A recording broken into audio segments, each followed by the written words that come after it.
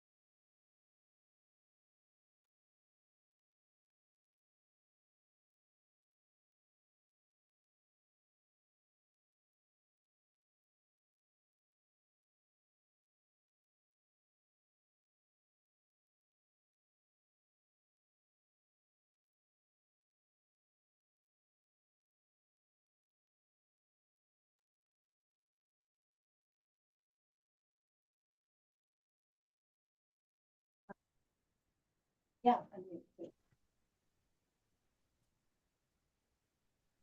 Donna, are you with us? Yes, hi there. I'm here. Great. I don't know what you've been able to hear so far, but this is your opportunity for your presentation. Oh, thank you so much. Sorry, I wasn't hearing you to this point.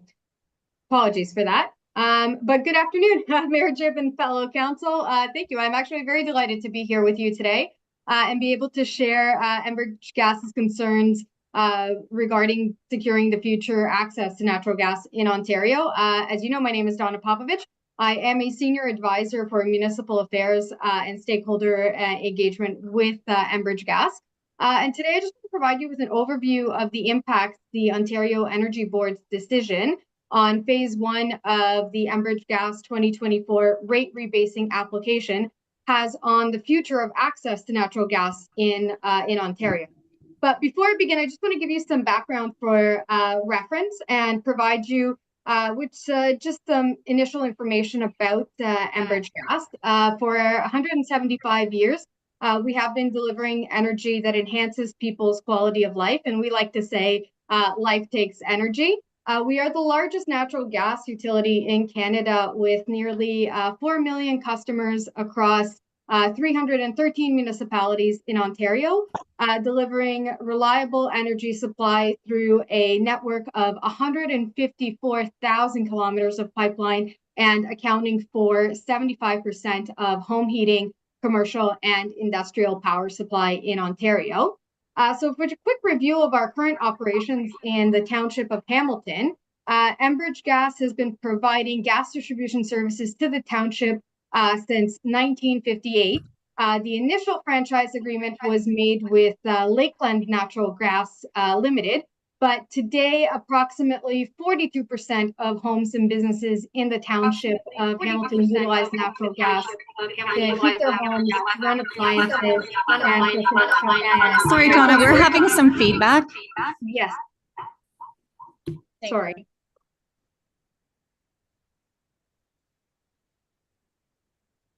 Is that better? That's better, Donna. We're just having trouble. We do have a large group here today. So continue. It is being recorded. We can assure everyone that's present today that it's being recorded. Okay, may I continue? Please. Wonderful, thank you. So I'll just recap. As I said, approximately 42% of homes and businesses in the township of Hamilton utilize natural gas to heat their homes, run their appliances, as well as for commercial and industrial operations.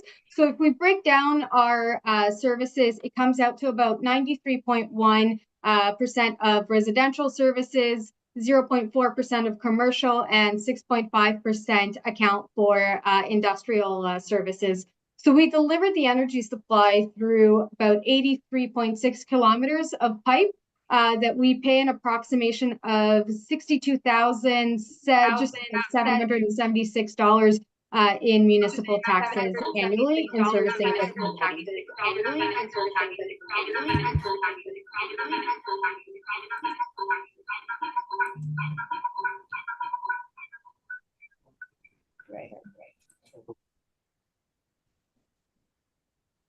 I think all of my echoes have subsided.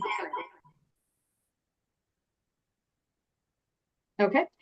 So regarding the 2024 rebasing application, Enbridge Gas filed an application with the Ontario Energy Board seeking approval for changes to the rates the utility charges for natural gas distribution, transportation and storage, and an incentive mechanism for a 5-year period from 2024 to 2028.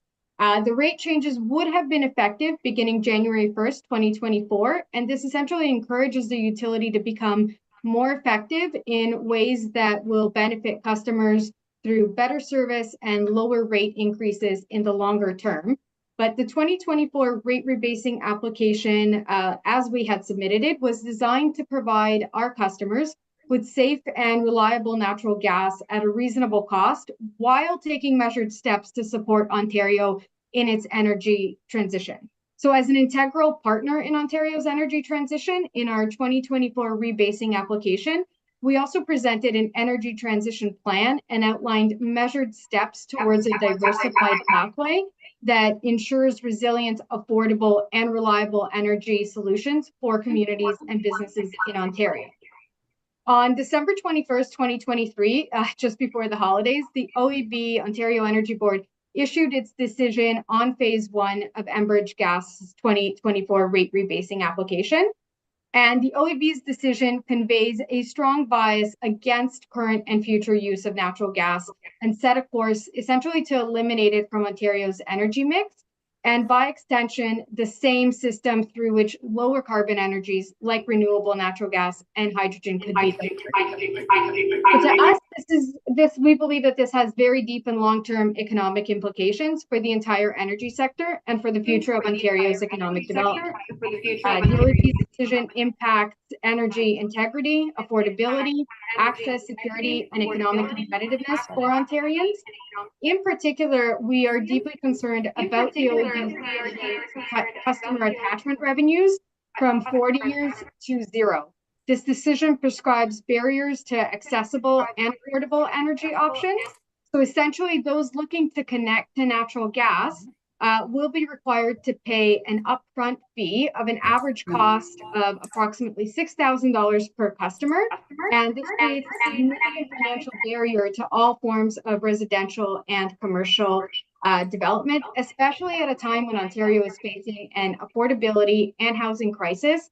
And the resulting fees add thousands of dollars to individual customers, costs to obtain or expand an existing gas service. So this decision, we feel, could put economic development in your community at risk.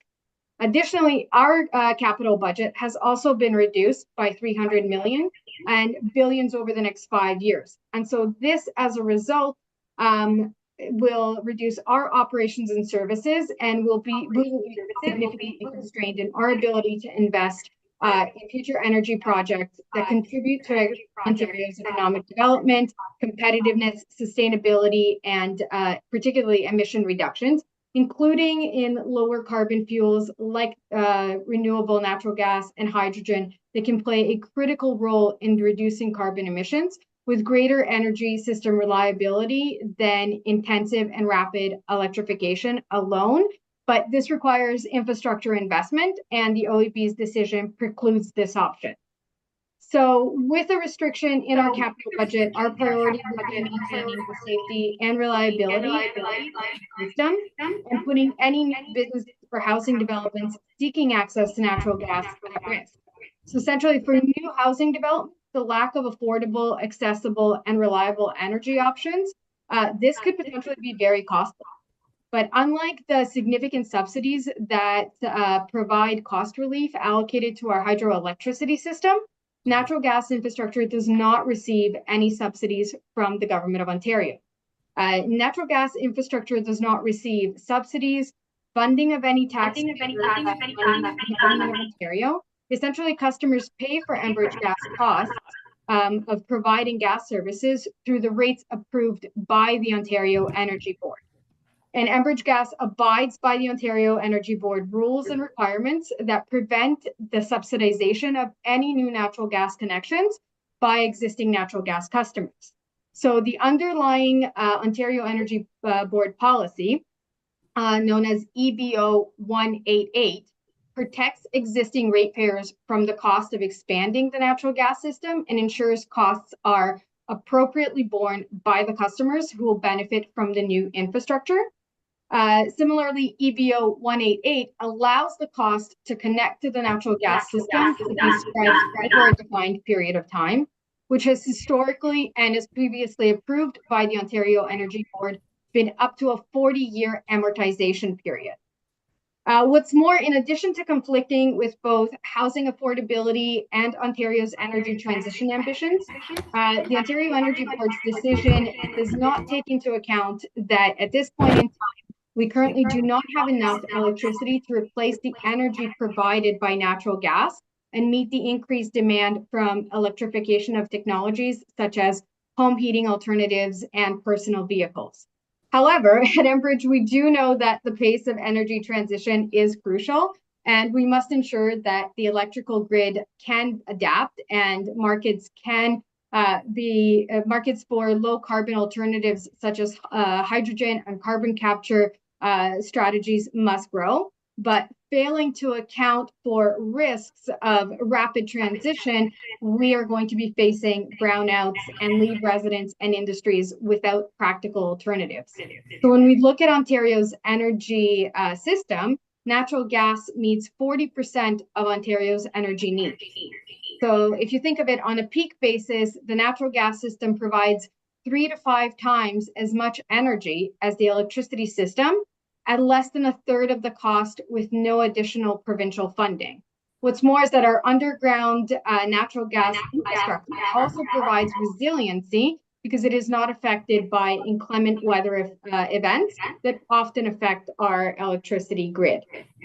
So the implications of the OEB decision for moving energy transition forward, essentially the decision prescribes a path for Ontario's energy transition with no evidence to demonstrate that any other energy alternatives are available and ready to replace the energy supplied by natural gas. And Enbridge Gas has taken a leadership role in Ontario's energy transition in many ways, being the first to put forward an energy transition plan to the Ontario Energy Board as part of our 2024 rebasing application. We've outlined measured steps to support an orderly transition that continues to support Ontario with resilient and affordable energy solutions. And we also put forward the first study that evaluated energy system pathways to net zero for Ontario. So we know that energy transition is happening. However, there is much uncertainty in the path forward. And in Enbridge Gas, we know that a diversified pathway where both pipes and wires work together is a most practical approach.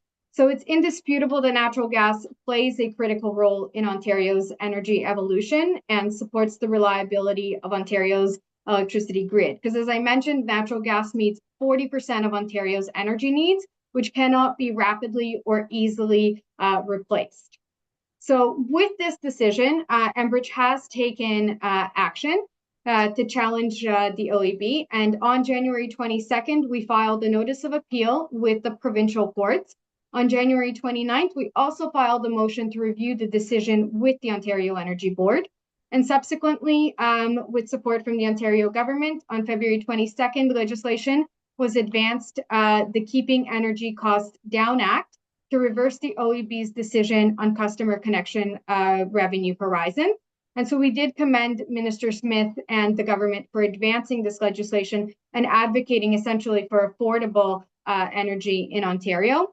And the act strongly signals that natural gas is critical to Ontario as it fuels economic growth, reduces industrial emissions, and continues to heat our homes. So in many ways, we see that natural gas is the backbone of the province's reliable energy supply. And as we look ahead to see the pathway and the transition of Ontario's energy, natural gas is one of the energy sources of the future that supports investment in new industries, such as electric vehicle supply chain, energy storage solutions, and emission reductions in industrial operations, as well as transportation. But more definitely needs to be done in addition to the government's legislation, as this decision has essentially created a divide in Ontario's energy future. At Enbridge Gas, we do strongly believe that municipalities have significant voices in the choices that we make going forward. So while the Government of Ontario's legislation is under review, determining next steps, we need the voices and support of municipalities across the province whose economic development, growth, and access to reliable, affordable energy options are ultimately the most impacted by this decision. And so with our municipal partners, we remain committed to advocating for customer choice, energy affordability, and reliability, both now and looking towards the energy transition in the future. And that's why, through you, Mayor Jibb, we are encouraging Council to adopt the proposed resolution on securing access to natural gas for your community and for Ontario. Thank you very much. Thank you, Donna. We did have some technical difficulties, but we did get it fixed. Do we have any questions from council members for Donna? Thank you for your presentation, and the intent of the presentation was understood, although I must advise you we did not get every word, so our apologies for that. Not a problem, and I'm happy to, through you, Mr. Mayor, I'm happy to follow up with any information that may have missed or provide any supplementary information that council may have after this meeting. We appreciate that. Thank you. Thank you very much for your time today. We do have a prepared motion that the presentation by Donna Popovic, Senior Advisor, Municipal and Stakeholder Engagement, Enbridge Gas, be received for information. Could we have a mover, please? Moved by Deputy Mayor Williamson. Seconder, Bruce. Thank you. All those in favor? Carried. Thank you. Faye, we're pleased to have you here in person, Faye. And the floor is yours.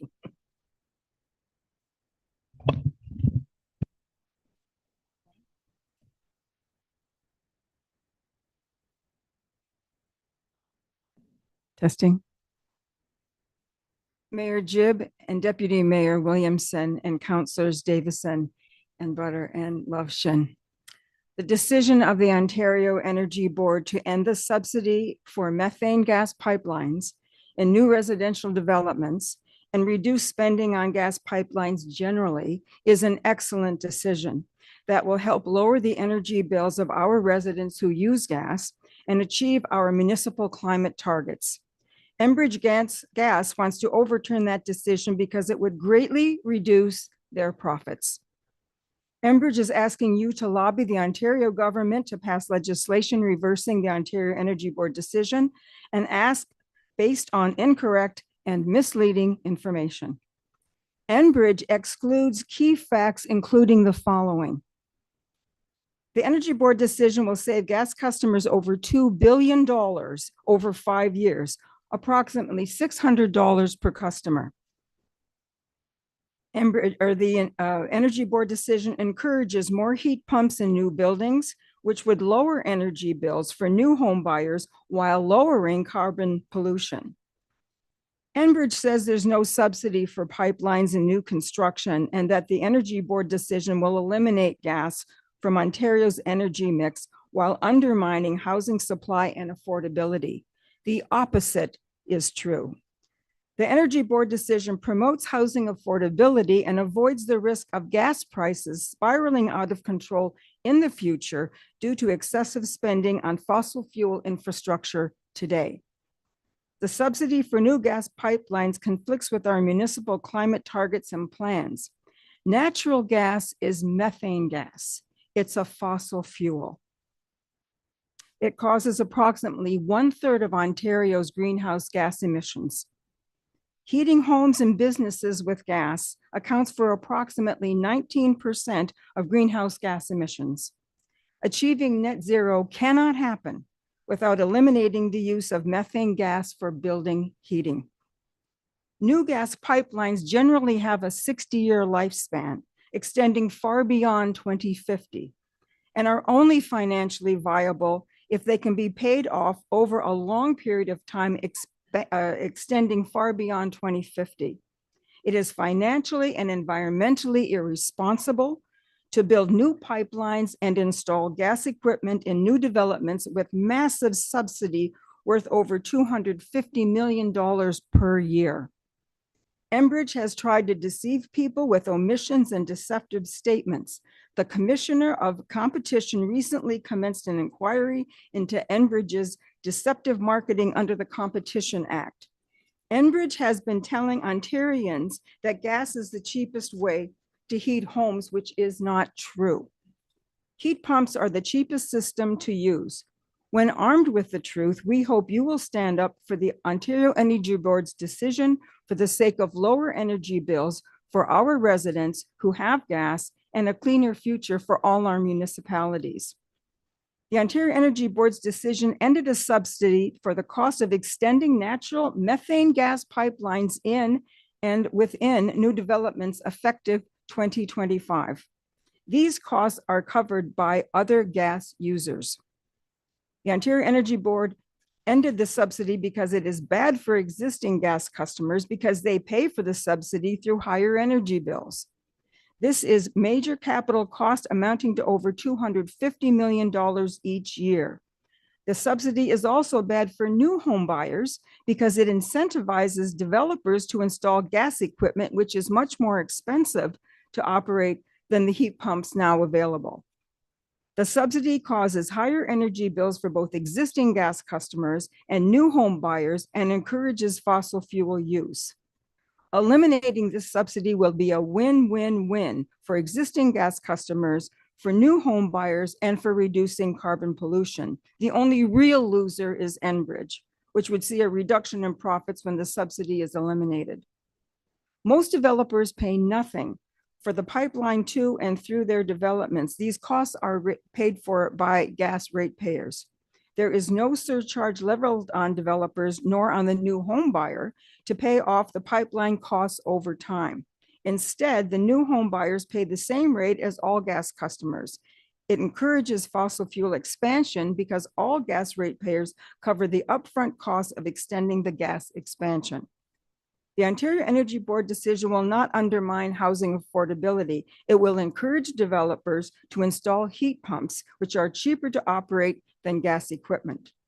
The Ontario Energy Board decision will not slow down residential construction. Developers can simply forego gas if they do not want to pay for gas pipelines. The decision will not eliminate natural gas from Ontario's energy mix. Instead, the decision protects gas customers from excessive spending that could lead to gas costs spiraling out of control. Enbridge was planning to spend $7 billion over the next 5 years, including $1 billion for the new construction subsidy on fossil fuel infrastructure. This will all need to be recouped from Ontario's gas consumers.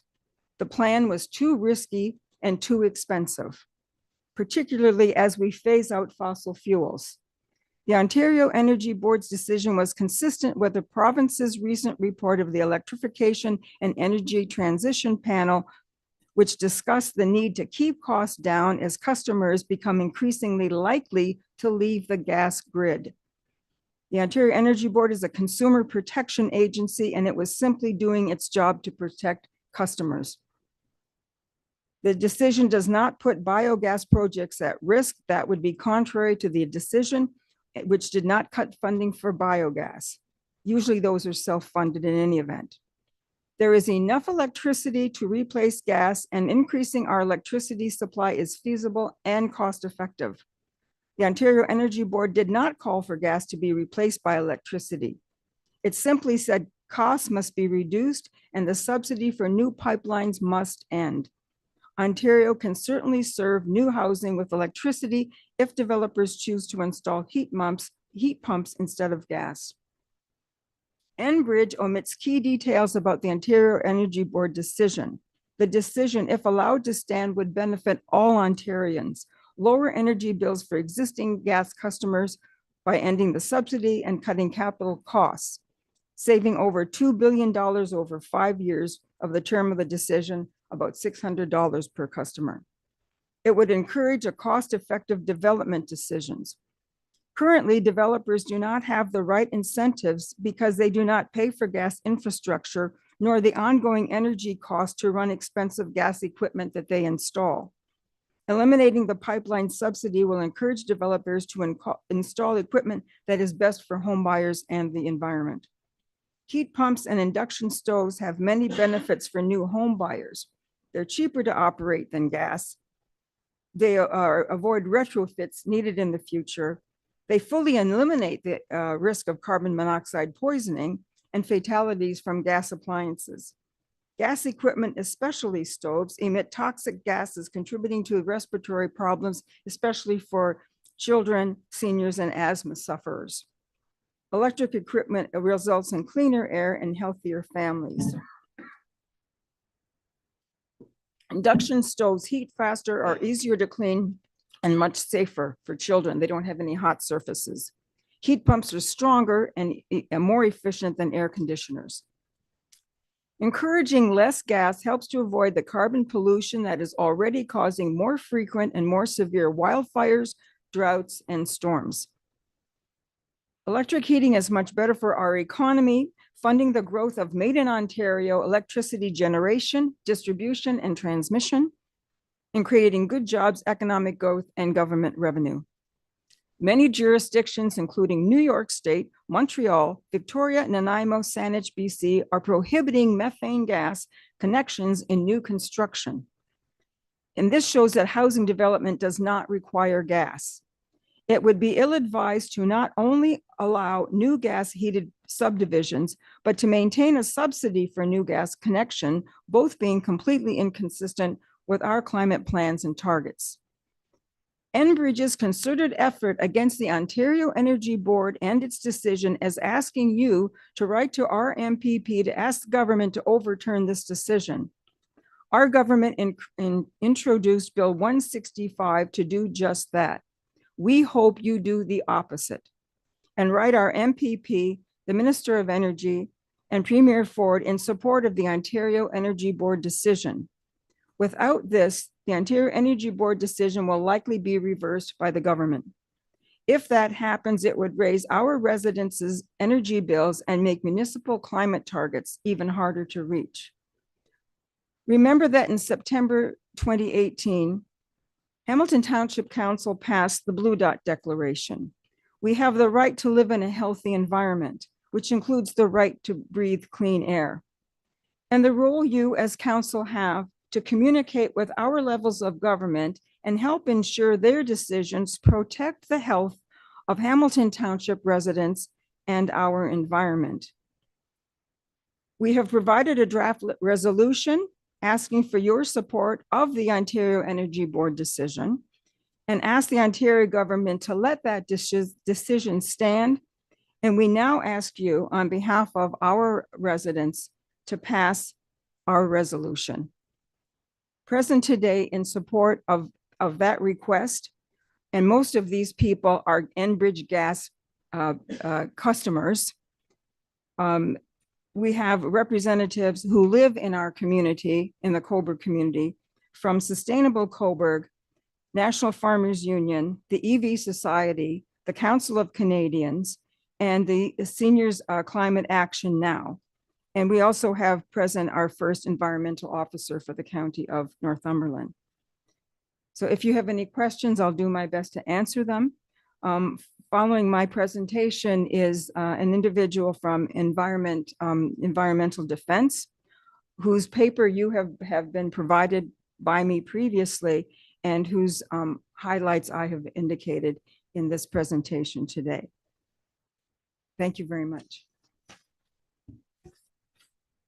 Thank you, Faye. Council members, any questions or comments for Faye? Mark, please. I just have one question, Faye. You mentioned that at the end of your presentation that you felt the decision would be changed or possibly changed. Why is that? What's the thought behind that? The Ontario government, since all of this has happened in the last couple of months, the Ontario government has tabled Bill 165, which basically is the thrust of that is the appeal that the Enbridge Gas has wanted to pursue against the Ontario Energy Board decision. So now it's not just a matter of asking municipalities to support the Ontario Energy Board decision, but now we have to ask municipalities to do that by opposing Bill 165. So a lot of the municipalities across Ontario have just simply tabled the request that you just heard from Enbridge Gas, have just tabled it. And thank you very much for the information. But that's not enough, because now the Ontario government wants to override the Energy Board's decision and pass legislation. So now we have to go before every municipality in Ontario and ask them to support the Ontario Energy Board's decision. Because the room here today, Councillor Lushin, is filled with supporters who are Enbridge Gas customers. I think all of them are, including myself. And so this is to save all of us from constantly have to paying on our energy bills for the expansion of natural gas across this province. And that's what this boils down to. It's got to stop at some point. And in the future, what we're going to see is people putting in heat pumps. It's already happening. People putting in induction stoves, people backing off from gas. So of course the Enbridge Gas wants to increase those costs now because they're not going to have a chance to later as more and more people stop using natural gas, which is methane gas, the worst of the fossil fuels, really. Any follow-up, Mark? Larry? Thanks for your presentation, Faye, through you, Mr. Mayor. You said that 165, Bill 165, is this an uncompetitive bill? In other words, they're going to be drafting unfair competition within the marketplace between gas and electric. Is that the intent of that bill? I think, but they're trying, I can't answer that at this point. Perhaps the environmental defense individual can, because they study these more than, I haven't really studied it. I haven't looked at it. But it's possible that we'll be giving a presentation in the hearings in Toronto next month on it. So I have to actually study that bill. All I know is that it's the gist of it is to overturn the Ontario Energy Board's decision.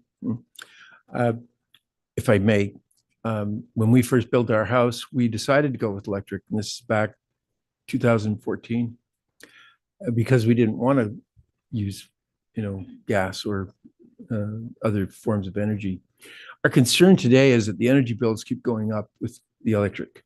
Every month goes up. I'm also concerned, just to paraphrase some of the things that we've learned, is that with the new EV charging stations, which will be in homes to support the growing demand on electric vehicles, this is going to drive more brownouts to our system. Now, that's not a fact. That's just what I've heard. But at the same time, we get storms where we get electric gone for 3 or 4 days sometimes. How does that affect the ability to offset the electric versus gas?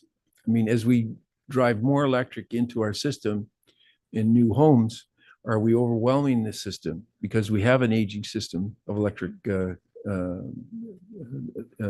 delivery of, with the lines and stuff like that. Is hydro prepared and in the process of rebuilding the structures that we need to support this kind of ongoing growth, if you will, with heat pumps especially?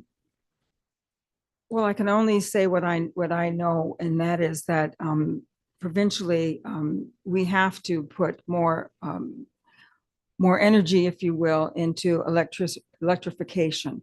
And that's happening across the province. It's happening across Canada. It's happening across the world. And that is, we can do it. We know now that alternative energy and electrification is less expensive to maintain and less costly than any of the fossil fuels. So it's a matter of Ontario now combining their energies with the province of Quebec and sharing the energy that's there. There is a significant amount of electricity available if our province just avails itself of that, and has to be much more serious about electrification and providing electricity, reliable electricity. And it's just, it's our government in Ontario has to do more about that, like they are in many of the other provinces. Thank you. Any further questions or comments for Faye? Bruce, please. Thanks for the presentation, Faye. Just for clarification, I thought I heard you say that there is enough infrastructure now to carry the amount of hydro that would be needed to put all the heat pumps and stuff in place? Did you say that?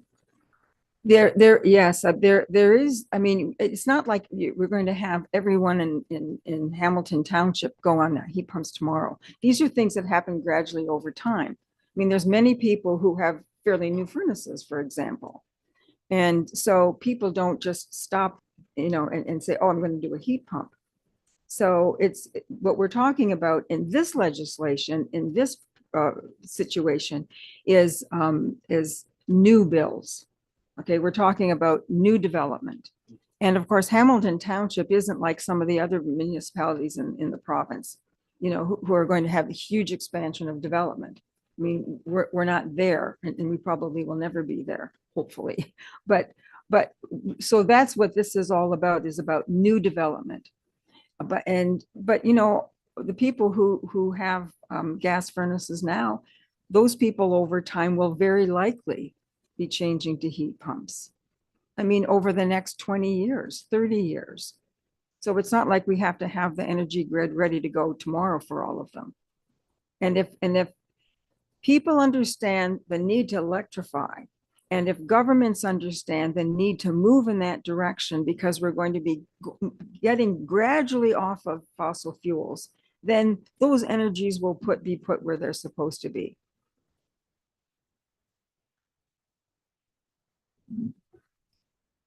Anything further from council members?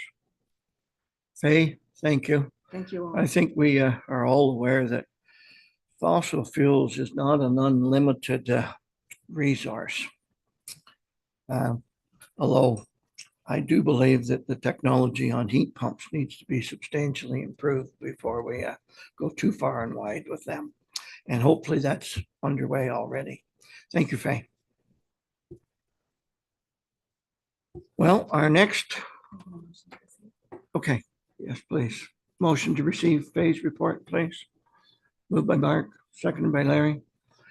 All those in favor? Carried, thank you. I was thinking ahead, our next presentation is virtual again. And to be fair to all of us here and to our presenter, if we get into it very far and it's bad, like our first, we're good? Okay, I'll just say, though, I'll finish my thought. If it gets bad, we'll just reschedule for a better day or better equipment, whatever may be needed. Is Mike, are you able to hear me? I can hear you, yes. Mike, we've had some Yes, issues with our IT in a previous presentation. Just to sort of give you a heads up, if it gets real bad, I'll step in and we'll have to get you back in another day or with different equipment or different format. But welcome. Thank The you. floor is yours. I'm going to introduce you as the Associate Program Director, Environmental Defense. Mike, the floor is yours, please. Thank you, Mayor Jibb and Council. Daphne, I'm not able to start the video. I'm not sure what's going on.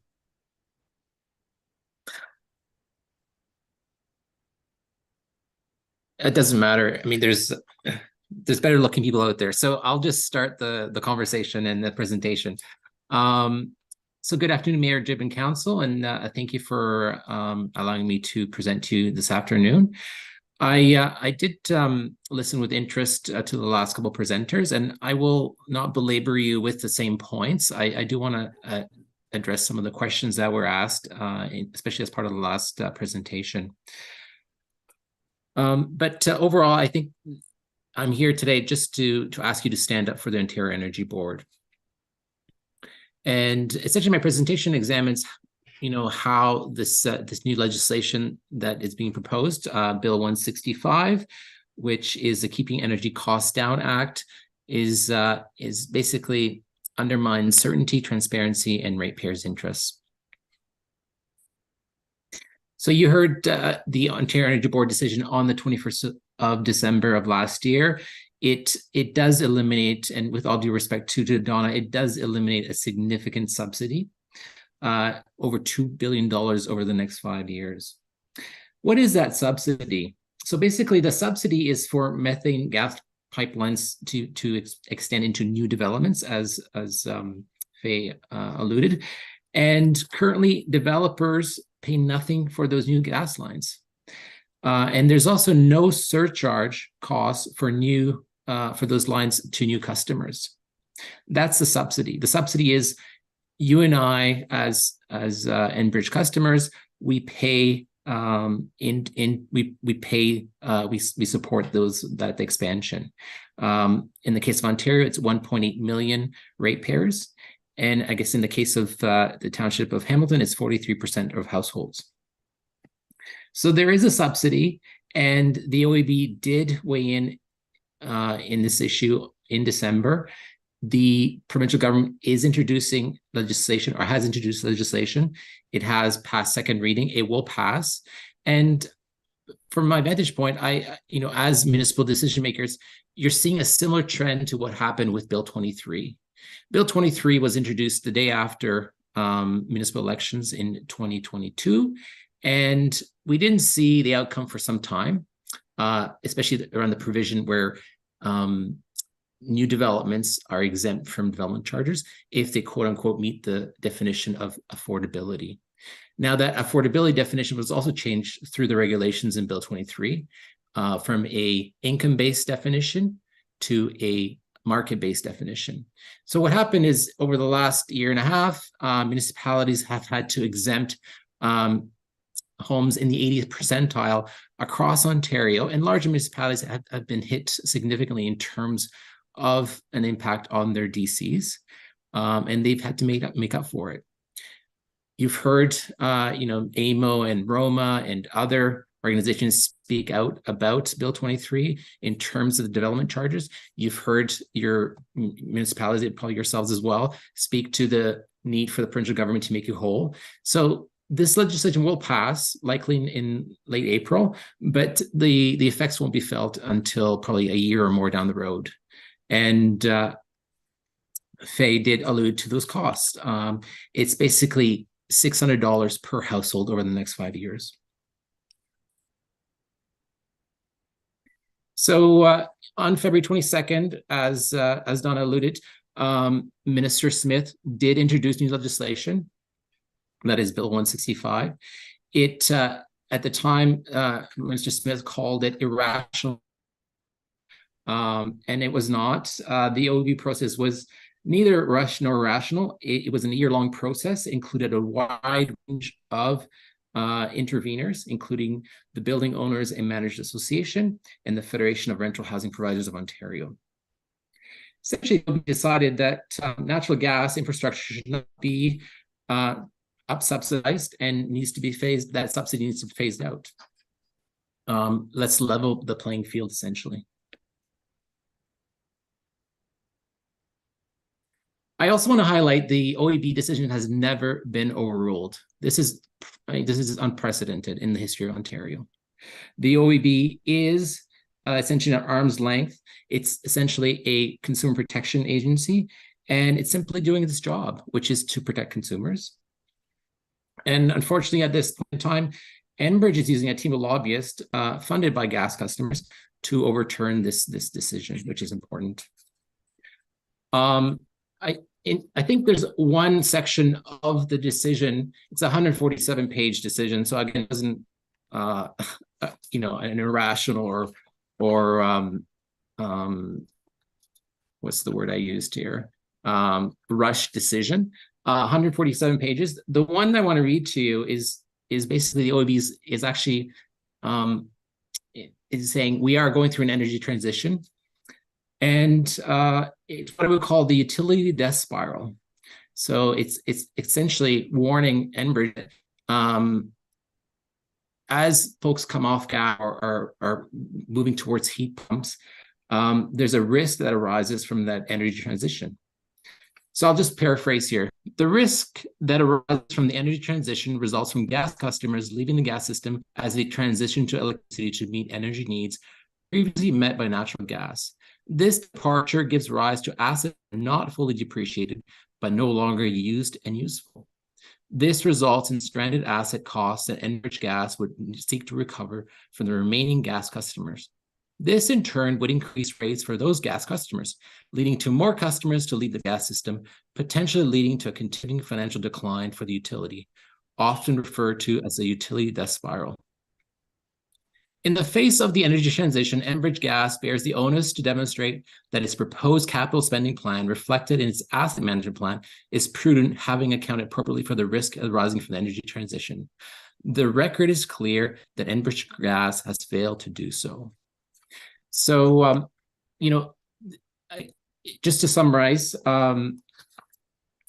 this is a significant shift in terms of legislation. The province has never overruled the OEB. This subsidy really favors a very large corporate entity who's a monopoly at this point in time in terms of that natural gas delivery in Ontario, and it's not in the interest of consumers. I've also included a couple of links for you here. One is from the firm, the legal firm Gowlings. Another one is from the Ivey Business School. And I think they provide quite a balanced view in terms of the decision and its impact on Ontarians. So today I'm asking you to support the OEB to send a message to to the province to the government of Ontario that this is not in the interest of our communities, our ratepayers. And, you would not be the first to vote in favor of the OEB decision. Many municipalities have weighed in in the issue at this point in time, not just urban municipalities, but also a bunch of rural municipalities. I can just list them off quickly for you. The city of Hamilton was the first out of the gates. It was a unanimous vote, 12-0. The town of Whitby, the township of Lake of Bays, and the county of Prince Edward. Thank you for your attention today. Thank you, Mike. To my council members, do we have any questions for Mike? I think this is going to take some conversation and debate in the future. We've got different thoughts heading in different directions today on basically the same topic. Again, thank you, Mike. And I'm going to have a motion that the presentation by Mike, Associate Program Director, Environmental Defense, be received for information. Could I have a mover, please? Moved by Bruce, second by John. All those in favor? Carried. Thank you. We're moving on to section 8 on our agenda, and it's the public hearings.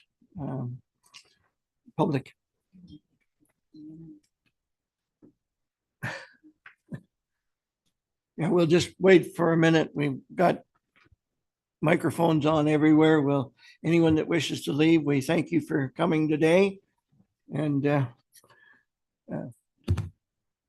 a good evening, everyone.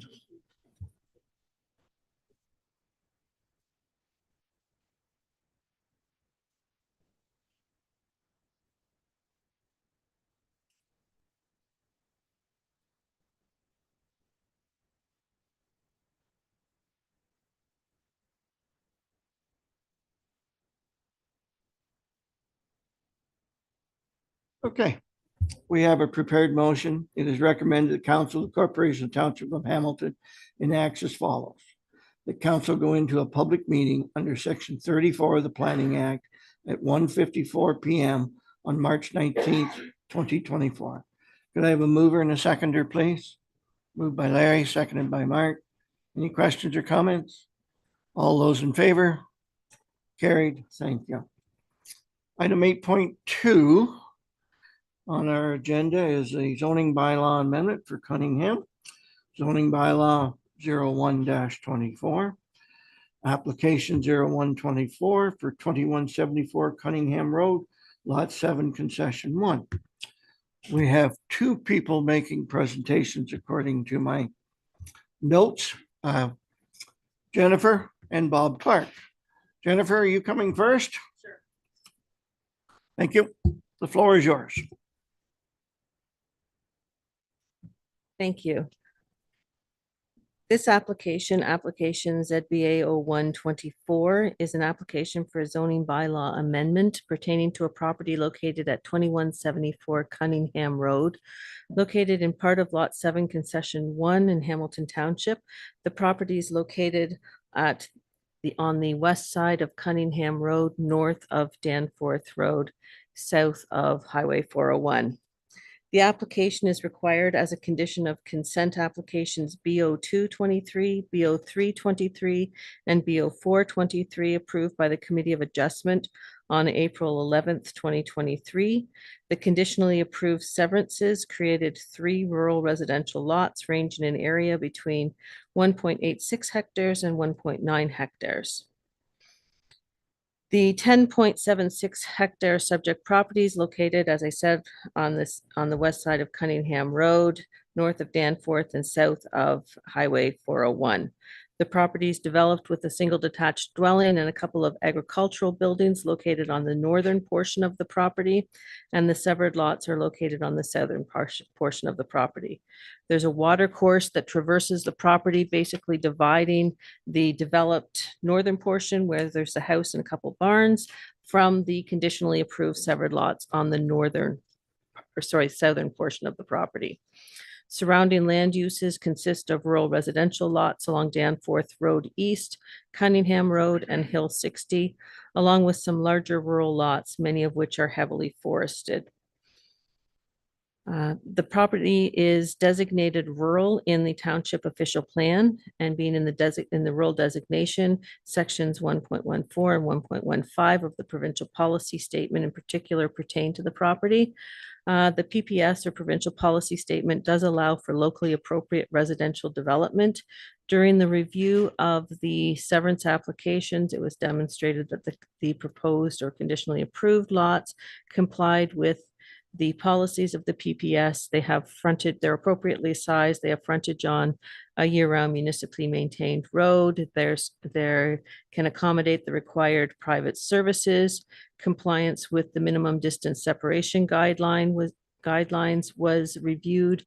And there is a livestock barn located on the conditionally approved retained lot, requiring an 81-meter minimum distance separation, and that is retained. I believe the minimum distance separation guideline of requirement of 81 meters can be met on all three of these severed lots. This area has been identified on Schedule A to the Township of Hamilton official plan as an aggregate resource area.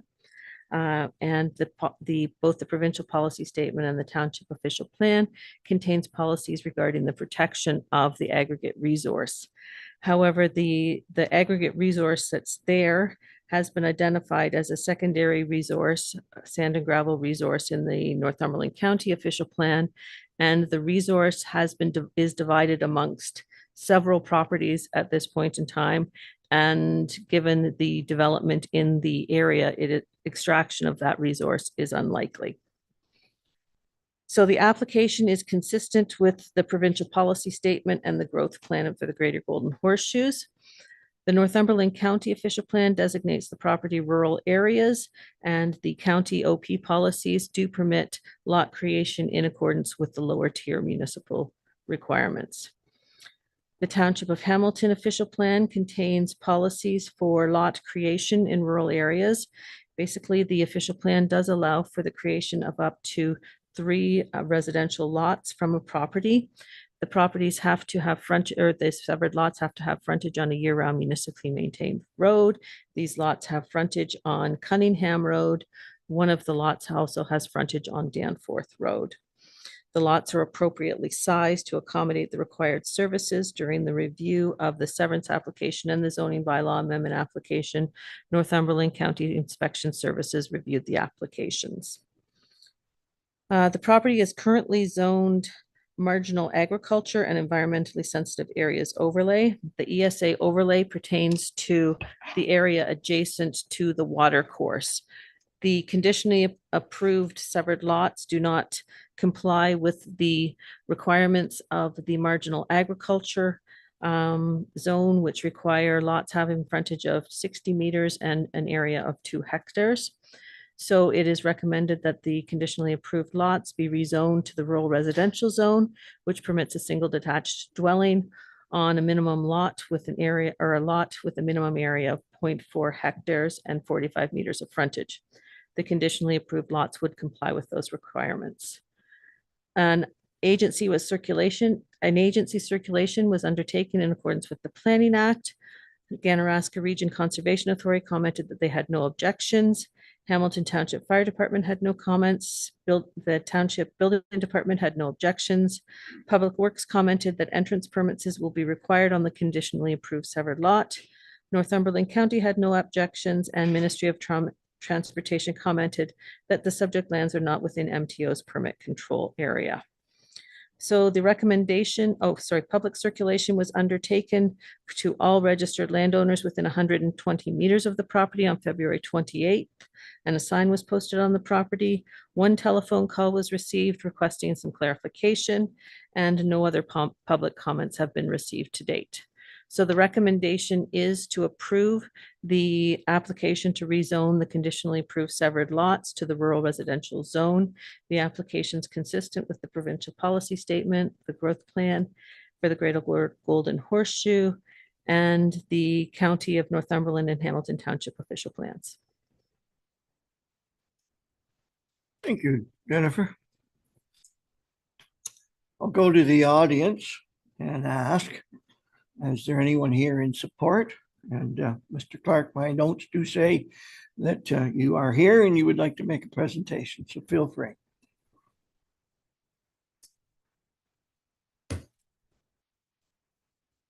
Thank you, Mayor Jeb, members of council and members of the public. I do have a slide presentation. It's probably going to repeat a lot of what you've already heard from Jennifer, but I will go through it and be as efficient and as I can be. We're waiting for. Okay.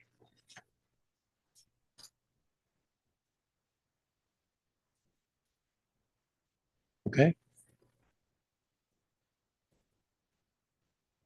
There it is. Okay. And that's my introduction.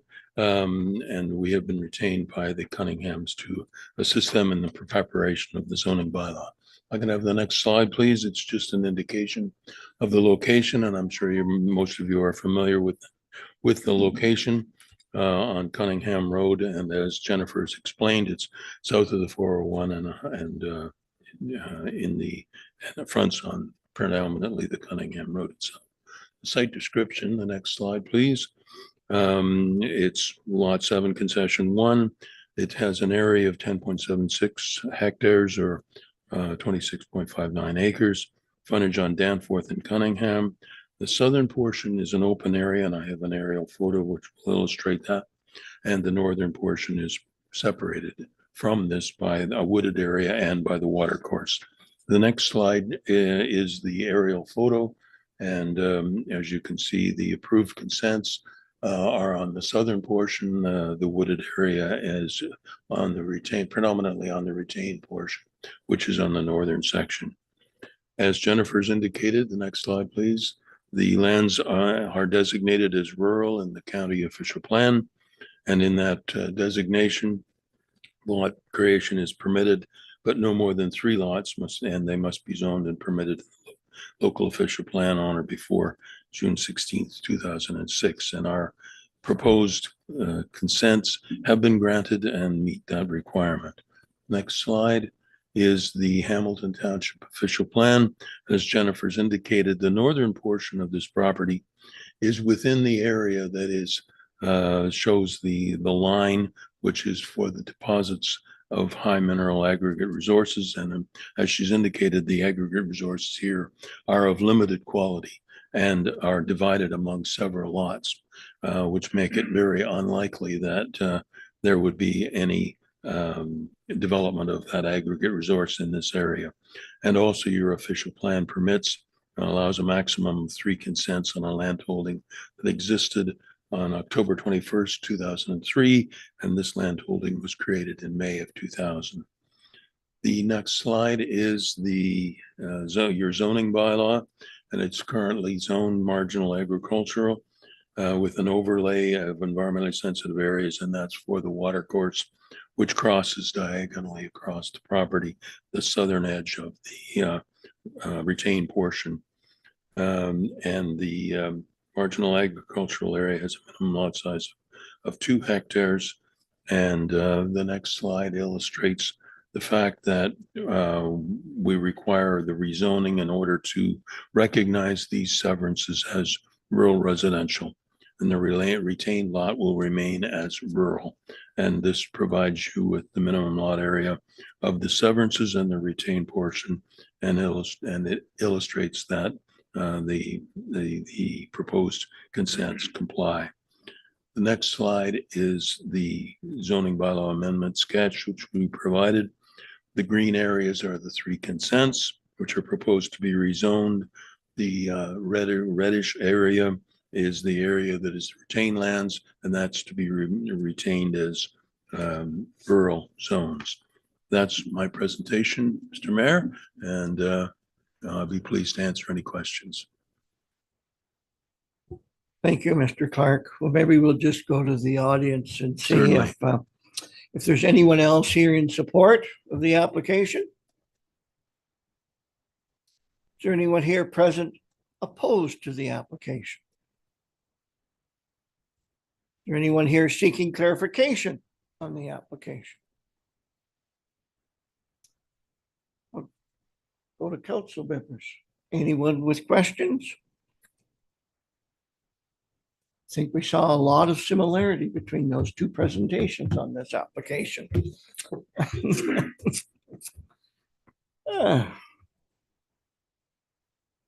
Okay, we'll move on then, of course, to item 8.3, being a zoning bylaw amendment for LeBlanc. And we'll just hesitate for a second while Larry exits the room, and we will call you back when we're past this application, Larry. Okay, so it's LeBlanc zoning bylaw amendment 03-24, being part lot 5, concession 9, being subpart 1, 39R 1579. Jennifer, podium's yours, please.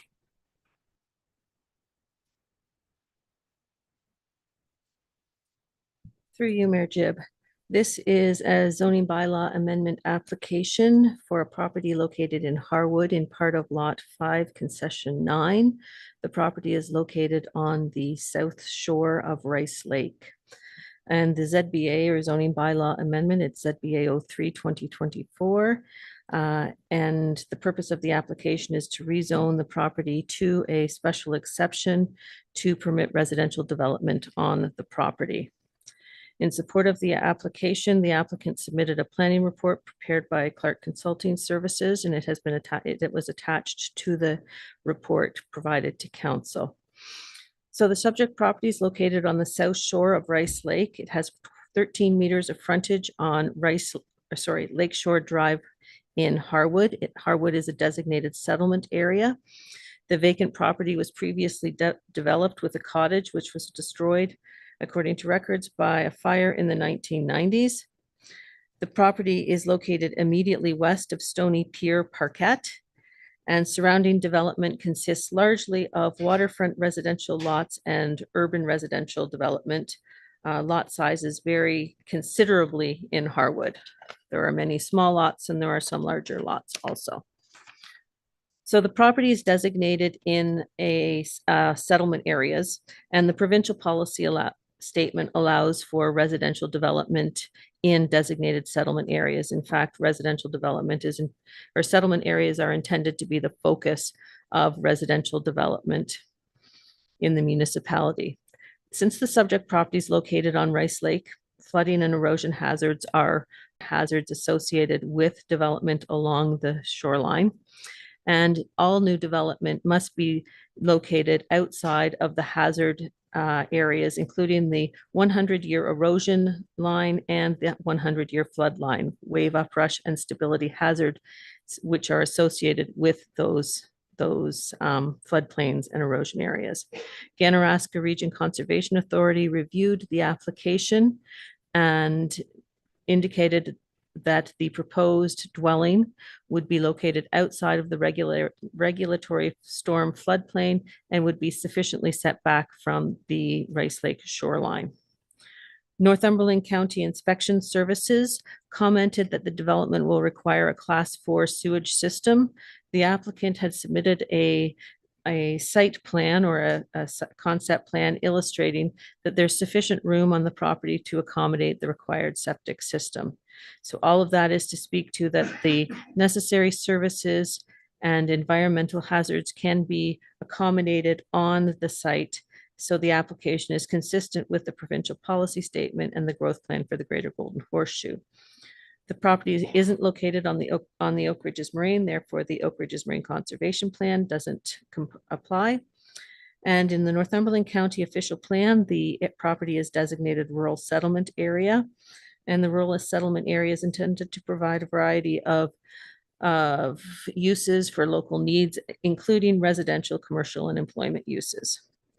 The county official plan also contains policies to ensure that development doesn't take place within the floodplain and erosion hazards. As discussed earlier, GRCA has reviewed the application and confirmed that any proposed development would be outside of the hazard areas. The property is located in Harwood, as I mentioned, again. And the Hamilton Township OP does recognize designated settlement areas as being the focus of residential development. The property was previously developed with a cottage, which was destroyed by a fire. The 1983 survey reference plan prepared that was included and attached to the report illustrates that there was previously a framed cottage on the property. So the proposed zoning bylaw amendment complies with the policies of the township's official plan. The township zoning bylaw, the property is currently zoned waterfront residential on Schedule A to the township's zoning bylaw. The waterfront residential zone requires 0.8 hectares of area, 45.7 meters of frontage, a front yard setback of 20 meters, a rear yard setback of 20 meters, an interior side yard setback of 3 meters, a maximum building height of 12 meters, and a minimum gross floor area of 89 square meters. And the requested zoning bylaw amendment application has been submitted to address the deficient front yard setback, rear yard setback, and dwelling unit area, as well as, I believe, an exterior side yard setback. So the reason that these setbacks are required is because this lot is very irregularly shaped. It's basically a triangle. The property to the immediate west is developed with a single detached dwelling, and the property to the immediate east is an unopened road allowance, also known as the Stony Pier Parkette. If that unopened road allowance was closed, that would be an interior side yard instead of an exterior side yard, reducing the side yard requirement significantly. Anyways, that being said, the situation is that they are asking for reduced setbacks from the Rice Lakes shoreline, the exterior side yard, as well as a reduced front yard setback and a decreased minimum dwelling unit size. Currently, the waterfront residential zone has a minimum dwelling unit size of 89 square meters, and they are proposing to construct a 58 square meter dwelling.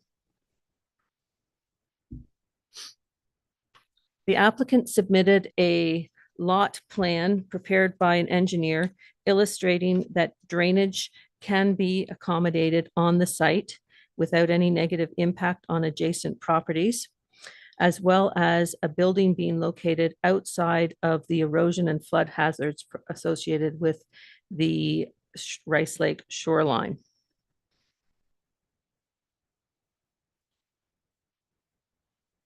Given the shape and configuration, both the exterior and rear yard setbacks have been measured from the Rice Lake shoreline. The applicant has requested a rear yard and exterior side yard setback of 15 meters.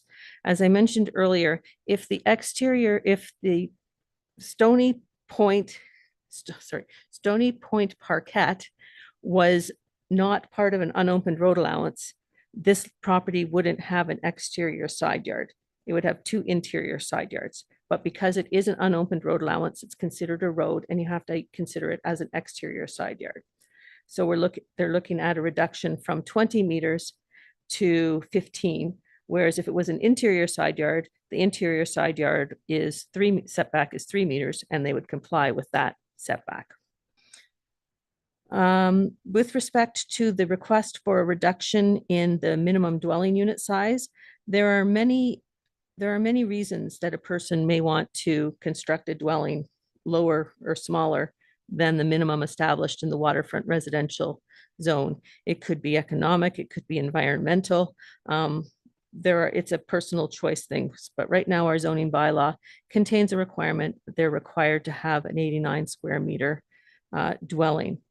It's my understanding that the proposed dwelling unit is a, not split level, sorry, has a walkout basement, and there will be finished area within what is traditionally considered the basement area. If that area, the walkout portion could be included in the gross floor area, then a reduction in the minimum gross floor area, minimum gross floor area would not be required.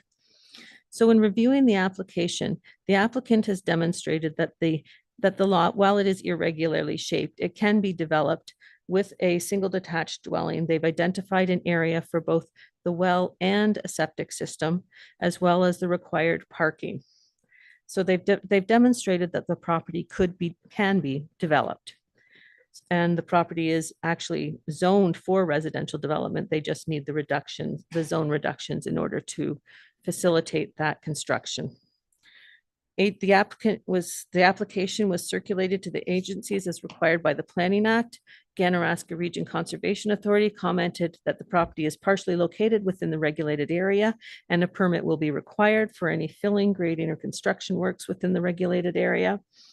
They further commented that the subject property is located adjacent to Rice Lake and is therefore subject to the Rice Lake flooding and erosion hazard. GRC's primary concerns are related to ensuring that any new development is located outside the area, that they provided the diagram that shows that they can be accommodated. Township of Hamilton Building Department commented that the department has no objection to the application. Final review of the engineering for grading and drainage will take place during the development plan approval process. Building permits are required prior to any construction, including lot grading. Hamilton Township Public Works Department commented that an entrance permit would be required and a detailed engineering plan must be submitted with the entrances indicated in both an original and proposed elevations, grades of slopes, surface water control measures, erosion and settlement control details, and any other above or below grade infrastructure that is in proximity to the property. Hamilton Township Fire Prevention commented that they have no comments, and Northumberland County commented that county and provincial policies permit residential uses in the settlement area. Northumberland County Inspection Services originally requested a detailed septic plan. So the septic design that would be submitted when a building permit was applied for. After some correspondence back and forth, they acknowledged that this is more appropriate at the time of building permit application rather than at the time of zoning approval. Notice of the application was circulated to all registered owners within 120 meters of the property, and some public comments. We actually received some public comments on this one. Jay Chatton and Wendy Holloway, owners of 3456 Lakeshore Drive. They submitted two comments. The first one was that they wouldn't be able to attend the meeting. And the second, they had concerns regarding, their concerns are predominantly related to drainage. They've been outlined in detail in the report, but they were summarized in their second email. Their concerns are the driveway location, the 5% slope of the driveway toward their property, the elevation of the driveway from our property. There is a retaining wall that is proposed on the subject property adjacent to the Chatton Holloway property. With respect to the 5% slope of the driveway toward our property, the 5% slope actually goes towards the lake, and there's a 2% slope on the driveway that is directed towards the retaining wall, where the water will be collected and put in a pipe and diverted down north on the property. Comments were received from Sherry Peak at 5429 Lakeshore Drive. She was in support of the application, as was Michelle Cormier. She also submitted comments indicating that this would be a positive addition to the neighborhood and encouraged approval of the zoning bylaw amendment. So the applicant has prepared a lot grading plan prepared by a qualified engineer demonstrating that the site can be developed with the proposed single detached dwelling and private services addressing the drainage on site. A site plan, a copy of that site plan was attached to the planning report. During the building permit stage, building permit review stage, this drainage plan will be reviewed to ensure the drainage will not negatively impact adjacent property owners. The applicant also prepared a preliminary retaining wall concept illustrating the drainage will be captured on site and directed away from the adjacent property. A copy of that plan is attached to the report also. The proposed zoning bylaw amendment will facilitate the construction of a single detached dwelling on an existing lot of record in a designated settlement area. The applicant provided the supporting information that's required. The development will be located outside of the Rice Lake floodplain and erosion hazards. The recommendation is that the application to rezone the property be approved.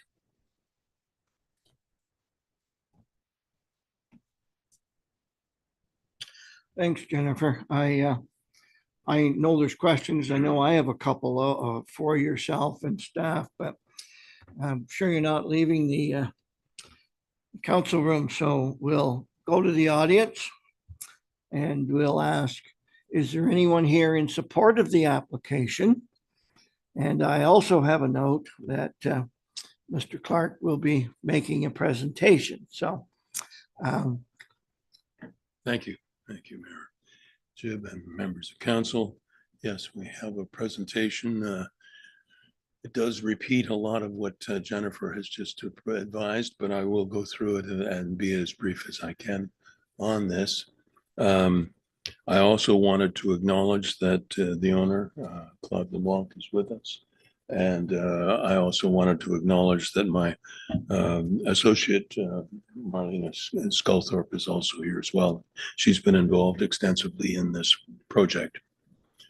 The next slide, please. As you've already heard, the location, this is a triangular piece of property located at the end of Lakeshore Drive, and it is, because of the triangular nature of it, it is a bit of a challenge from a design and the zoning point of view. Next slide, please. The site description is, as you've already heard, is a portion of Lot 5, Concession 9. It's only 0.203 acres in size, and I've already indicated the irregular triangular shape.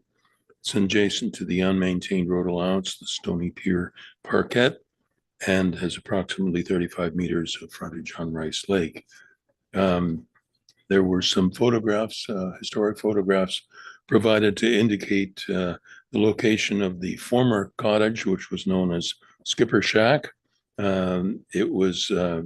These were depicted in the 1960s, and the cottage was destroyed approximately 1990. The next slide is, as Jennifer has referred to, is a reference plan which indicates the location of the original cottage, and it actually touched the road allowance boundary, and we'll get into that in a moment. The application history, as many of you will be aware, there was a minor variance application submitted and subsequently denied by the Committee of Adjustment in February of last year. And that was appealed, but the decision ultimately, if you read through all of this, was that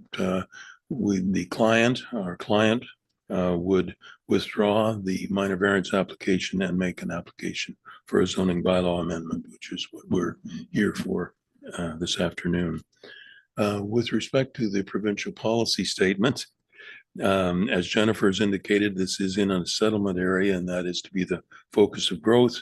And the new development is within this designated area is to occur adjacent to existing built-up areas. It should be compact in form and with a mix of uses and densities that allow efficient use of land.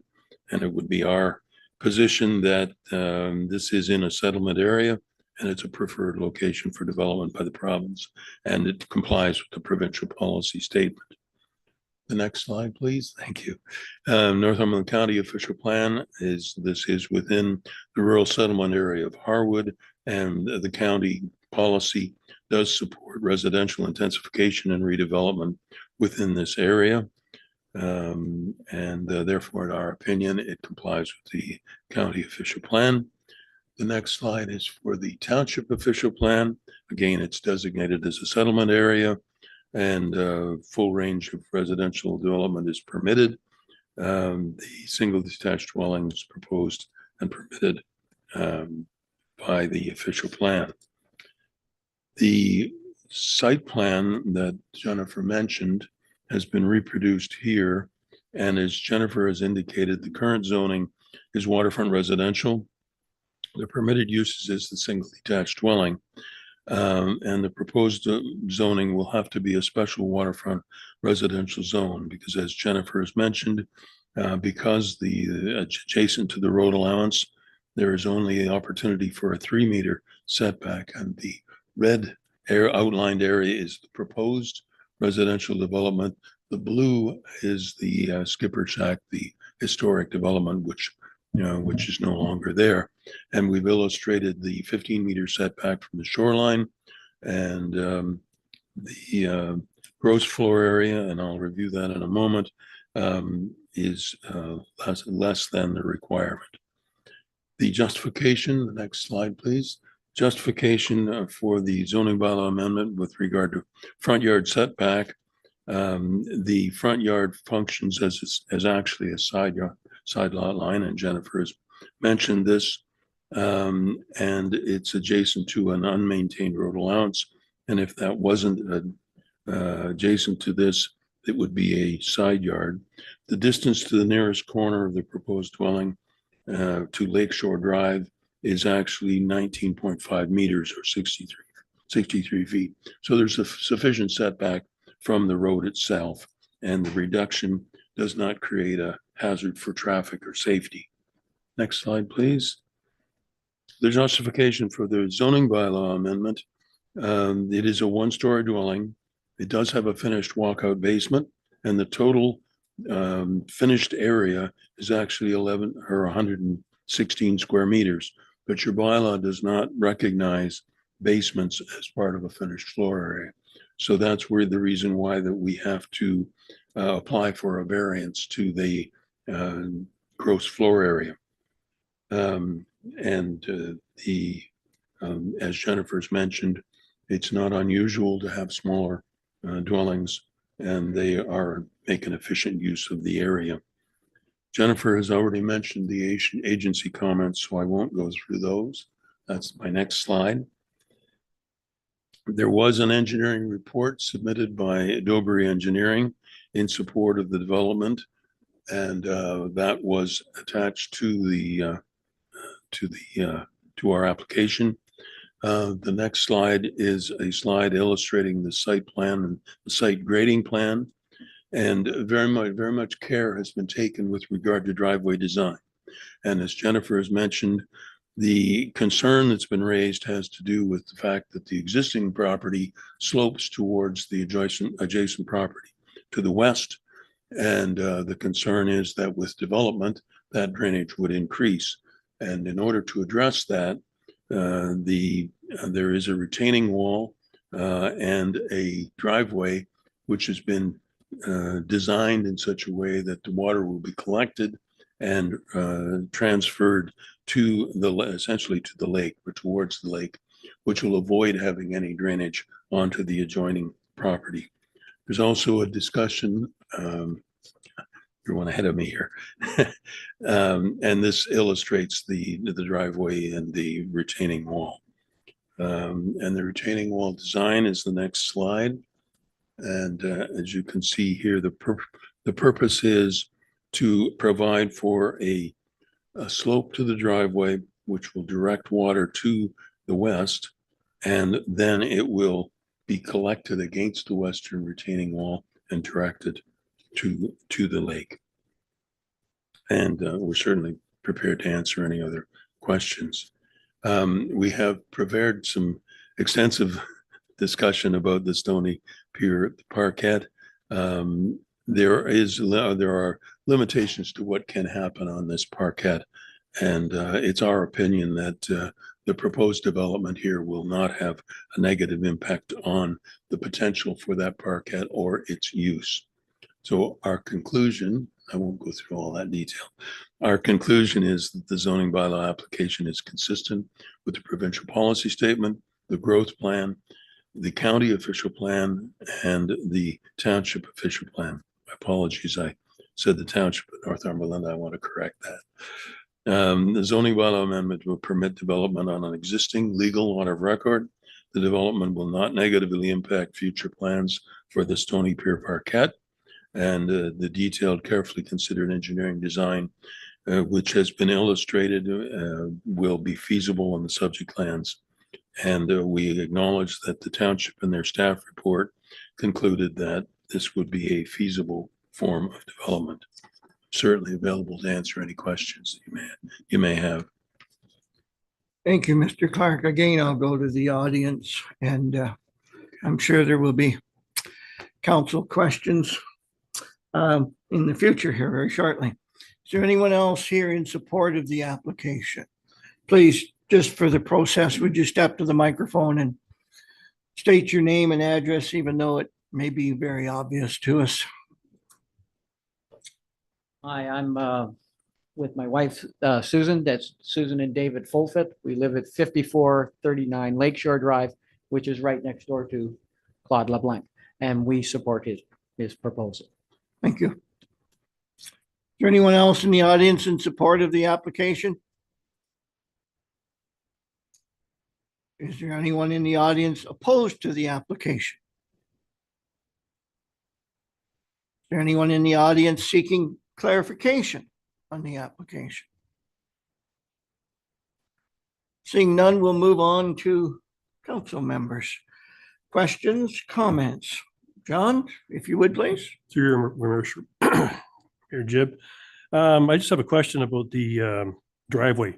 Is it against the property line? Does it abut the property line, or what's the distance between the property line and the driveway?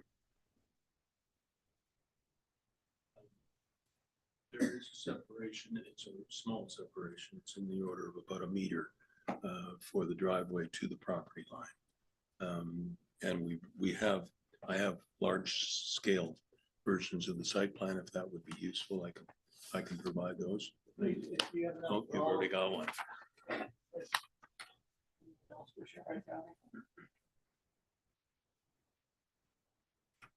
So this, my second question would be then to Mr. Clark, this drainage or swale that's going to go down, is that starting at the edge of the driveway back to the property line, leading down towards the north?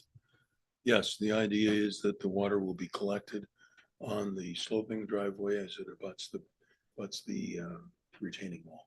Okay, now there's a swale there, is there not? Yeah, it will go and then be collected. There is a pipe proposal as well. Okay, and that pipe proposal from the driveway for the drainage leads out there, what, 5 meters, they said? I think it's somewhere around there? Yeah. Okay. The other question I have is the 13-meter frontage. Is that from the west corner of the property down towards the line, or is that the east side? That's on the east side. Is that 13-meter frontage? Yeah. Okay. And the proposed driveway, and the way I look at it, I know the road curves quite substantially in that area, and it is a unique piece of property. To get to the driveway, you'd have to, where's the location to get in? Is it straightforward, or is it you have to whip a little bit and turn over the road allowance to get in the driveway? That's how it looks to me on this diagram. Well, the entrance, and there will have to be an engineering review of the sight lines, but the engineer has assured us that there are available sight lines for the driveway, which is located on the curve of the road. And so that will allow access from either way on the road allowance onto the driveway and then into the parking area. Okay, so by this diagram here that you've submitted basically is the fact that it comes from the roadway across the road allowance and then turns kind of on an angle towards north to the park in the driveway. Yeah, that's right. Okay. In the parking lots. Okay, very good. Thank you. Any other questions then, John? Okay, Mark, Bruce? I'll start off with one. The words that this is a challenging lot, I think, are very true. I think we're all aware of that. And what we have in front of us is, yes, a professionally designed site plan by an engineering firm. I accept that.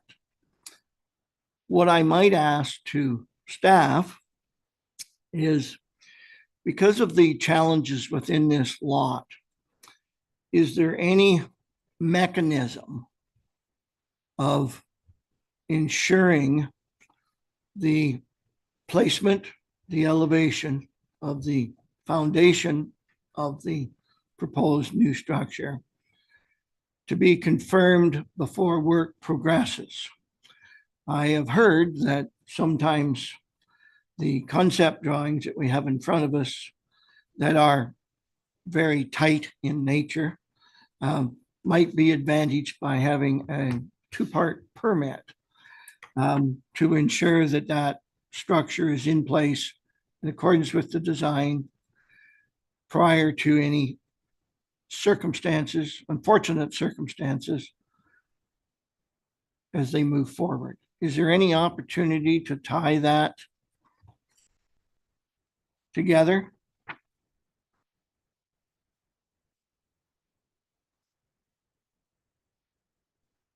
This is going to be a joint submission of an answer. Please. Through you, Mayor Jib. It's my understanding that yes, there is an opportunity under the building code. However, this is his area of expertise to issue a two-part permit. One where you do the foundation, and then you have it, the location of that foundation confirmed by an OLS prior to the issuance of a second phase of construction, which would be everything else. But again, as I've mentioned, this is Tim's party. Mayor Jib, as you know, we have done that with subdivisions in the past, having as-built surveys. I think we can have that as a discussion with the property owner. Currently, we don't have that for any rural properties. Typically, we dove into that for urban residential first density as per our home builders guide for our subdivisions. It has not, in my time here, we have not done an as-built survey or even required pinning of footings as a requirement for permit. As a result of the tightness, I mean, we're basically reducing a great number of components here because of the size of the lot, the elevation of the lot, and the configuration of the lot. Is there any opportunity for us to tie that requirement into today's application? I guess I'm going to answer with a bit of a question. I feel that might be more appropriate, or sorry, a comment. I feel like that would be a little bit more appropriate to do at the building permit stage, as this is not necessarily a finalized design of the building itself or even the retaining wall, but an approval of the parameters to design within. So this being the zoning bylaw amendment, we're providing them relief of certain sections of our zoning bylaw, where if they came forward and came up with a plan where the building footprint, let's say, was smaller in area, but had an additional story, they would still be complying with the zoning bylaw amendment with a potential change in the design. So I guess my comment would be, I'd be a little leery on adding a point like that within the zoning bylaw amendment versus a discussion prior to building permit approval. And do we have the authority? That's something With- I'd need to look into, to be honest with Do we you. have the authority to implement that if it's felt to be a reasonable and good idea? Again, I'll add, considering the challenges of this property. I'd need to look into that. To me, I would say that we can do a two-part permit, similar to how we do it in our subdivision agreements. I don't have the answer for you right now on that. Thank you. Yep. Oh, we got another thought coming here. I just want to follow up on that because I don't deal with the building permits a lot. Tim indicated that in our urban density first density residential subdivisions that we do the 2-stage permits. I just wanted to point out that this property is located in a settlement area. Oh, the only reason it's not zoned urban residential first density is because it has frontage on Rice Lake. The properties on the opposite side of the road are zoned urban residential first density. So it's just a curiosity in our zoning bylaw that this property is zoned waterfront residential because it has frontage on the water, and the adjacent properties in the same settlement area are zoned urban residential first density. So that's just a curiosity that I wanted to point out, and I didn't know if that impacted any building permit. Thank you. Mr. Clark, on behalf of your client, I'm sure that you can appreciate this is a challenging lot. Yes, I In can. fact, that is one of the words you used earlier in your presentation. Would there be any opportunity that you would consider a two-part permit to ensure that the early stages of this construction, being the foundation stages, would be in compliance with the final site plan prior to construction continuing? Well, I would suggest to you that council does have some authority to either add conditions to the zoning that would require that form of approval. And if that is your suggestion, I mean, you have a site plan, you know that the property is limited by the zoning bylaw, because there's very little opportunity here to put this building in any other position than it is currently located by the constraints that are shown in the proposed zoning. I accept your statement as far as location, although there is opportunities for elevation changes, which can have a major impact on the drainage of this particular lot. And we're already hearing of concerns from adjoining property owners. We are seeing specific things built in of catch basins, pipe flows, as well as retaining walls.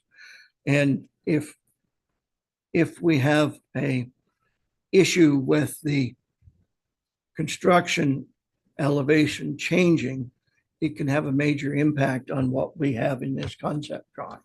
And that's where my mind is going, is the easiest and the fairest way could very well be the staff dealing with the two-part permit. Yes, and I appreciate that that's what may be the best way to proceed. But we're dealing with zoning at this point. I don't know whether this is part of the site plan approval process. If it were, that would be the opportunity to deal with that question. I accept that, and I think since we've debated it long enough, that we may have staff looking at that in the future at the time of the building permit. Okay. Thank you, Mr. Clark. Thank you.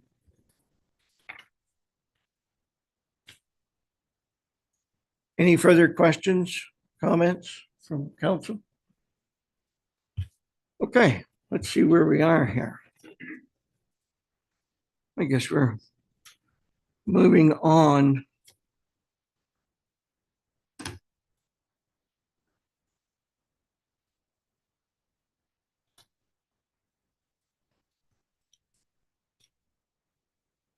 Okay, we're moving on to section. No, we got to rise from public meeting. Prepared motion that council rise from a public meeting under section 34 of the Planning Act, reconvene to regular meeting of council at 2:45 p.m. on March 19th, 2024. Could I have a mover and a seconder, please? Moved by John, seconded by Mark. All those in favor? Carried, thank you. Now we're moving into 9.1 on our agenda, and it's dealing with the bylaws. And we have a prepared motion that bylaw 2024-18 being a bylaw to amend bylaw 2001-58 as amended, the Township of Hamilton Land Use Control Bylaw be given first, second, and third reading and finally passed this 19th day of March 2024. And I should go back and I should state that this is for the LeBlanc property that we just discussed. Do I have a mover, please? Moved by Mark. Do I have a seconder, please? John? Any further questions or comments? All those in favor of the motion? Carried. Thank you. And we'll just hesitate long enough to get Larry back in with us.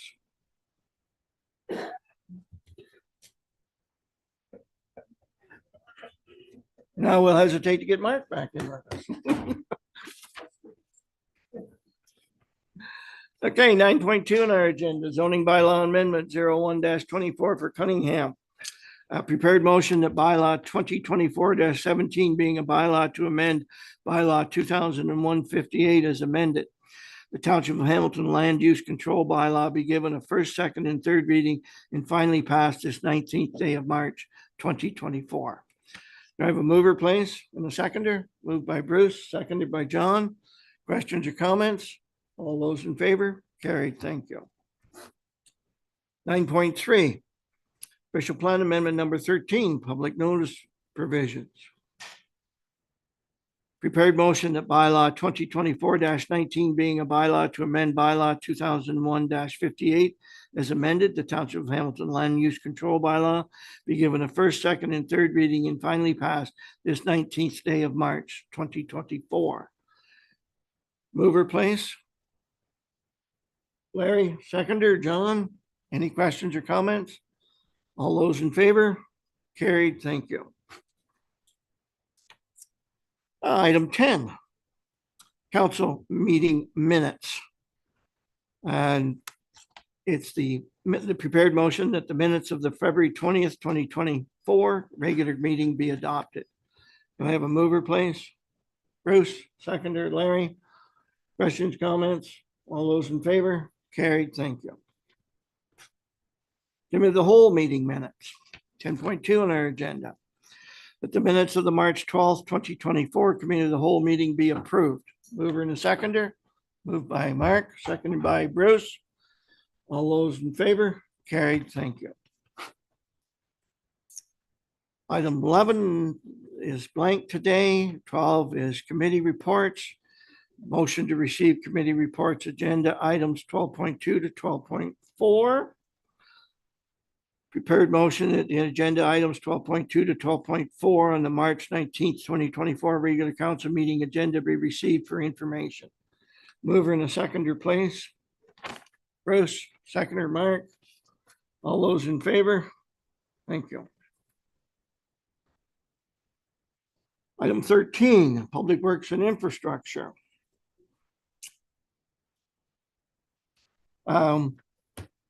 We do have staff here that can provide information on this. Prepared motion. It is recommended that Council of the Corporation of Township of Hamilton acts as follows.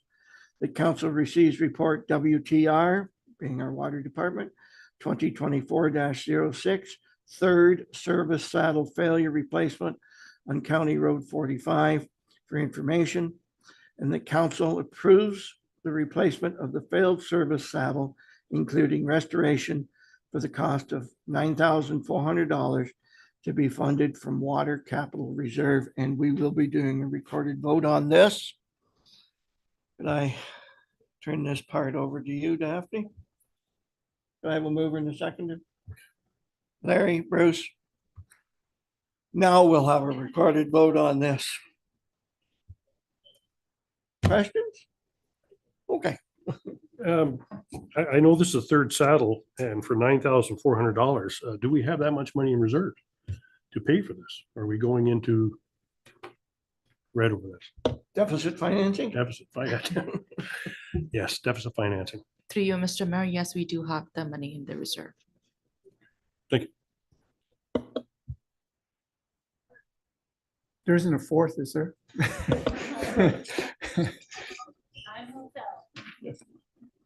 Safe answer, safe answer.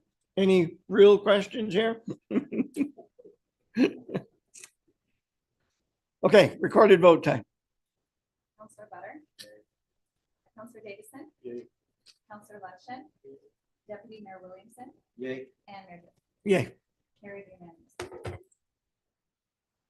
thanks. Item 13.2 on our agenda, Public Works Equipment Update. We'll have a motion here at Council Resource Report PWI 2024-04, being Public Works Equipment Update for information. I have a mover and a seconder, please.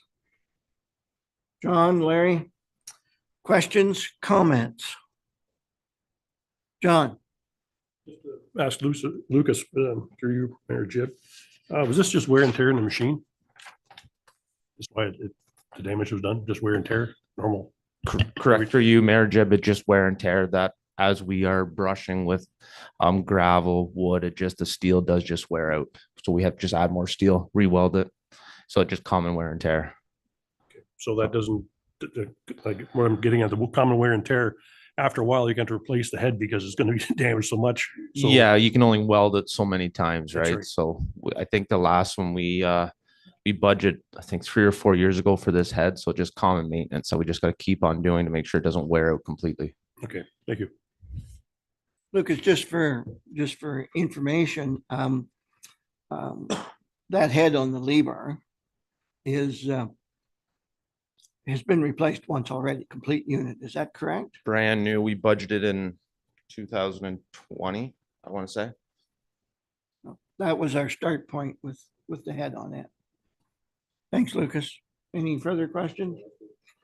Okay, we got a mover and a seconder. All those in favor of the motion? Carried, thank you. Moving on to 15.1, corporate services.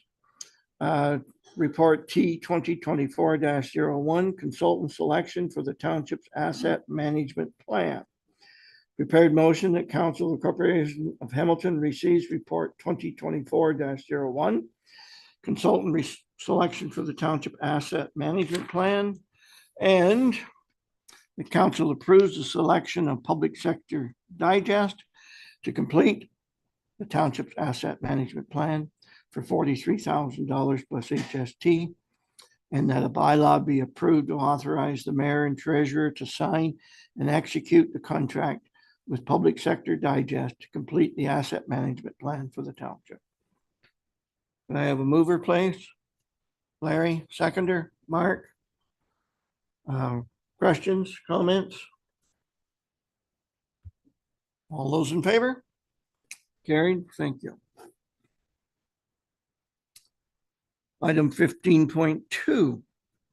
And we do have a presentation here as well for this. We'll get the motion to get it on the floor. That report CAO 2024-04, being the 2023 annual report, be received for information. Can I have a mover, please? John, seconder, Bruce? Arthur, the floor is yours, please.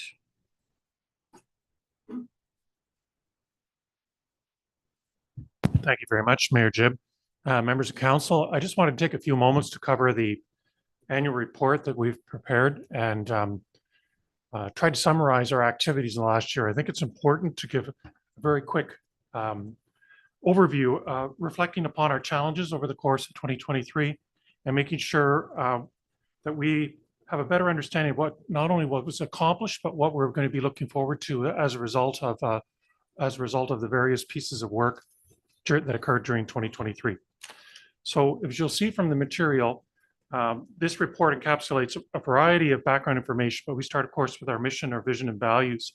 And our vision relates back to making life better every day, creating a vibrant, sustainable township of which we're all proud to call a home. And the report also draws upon the fact that we want to be accountable and transparent as one of our values, standing behind our information. So it's in that sense that we brought this information forward.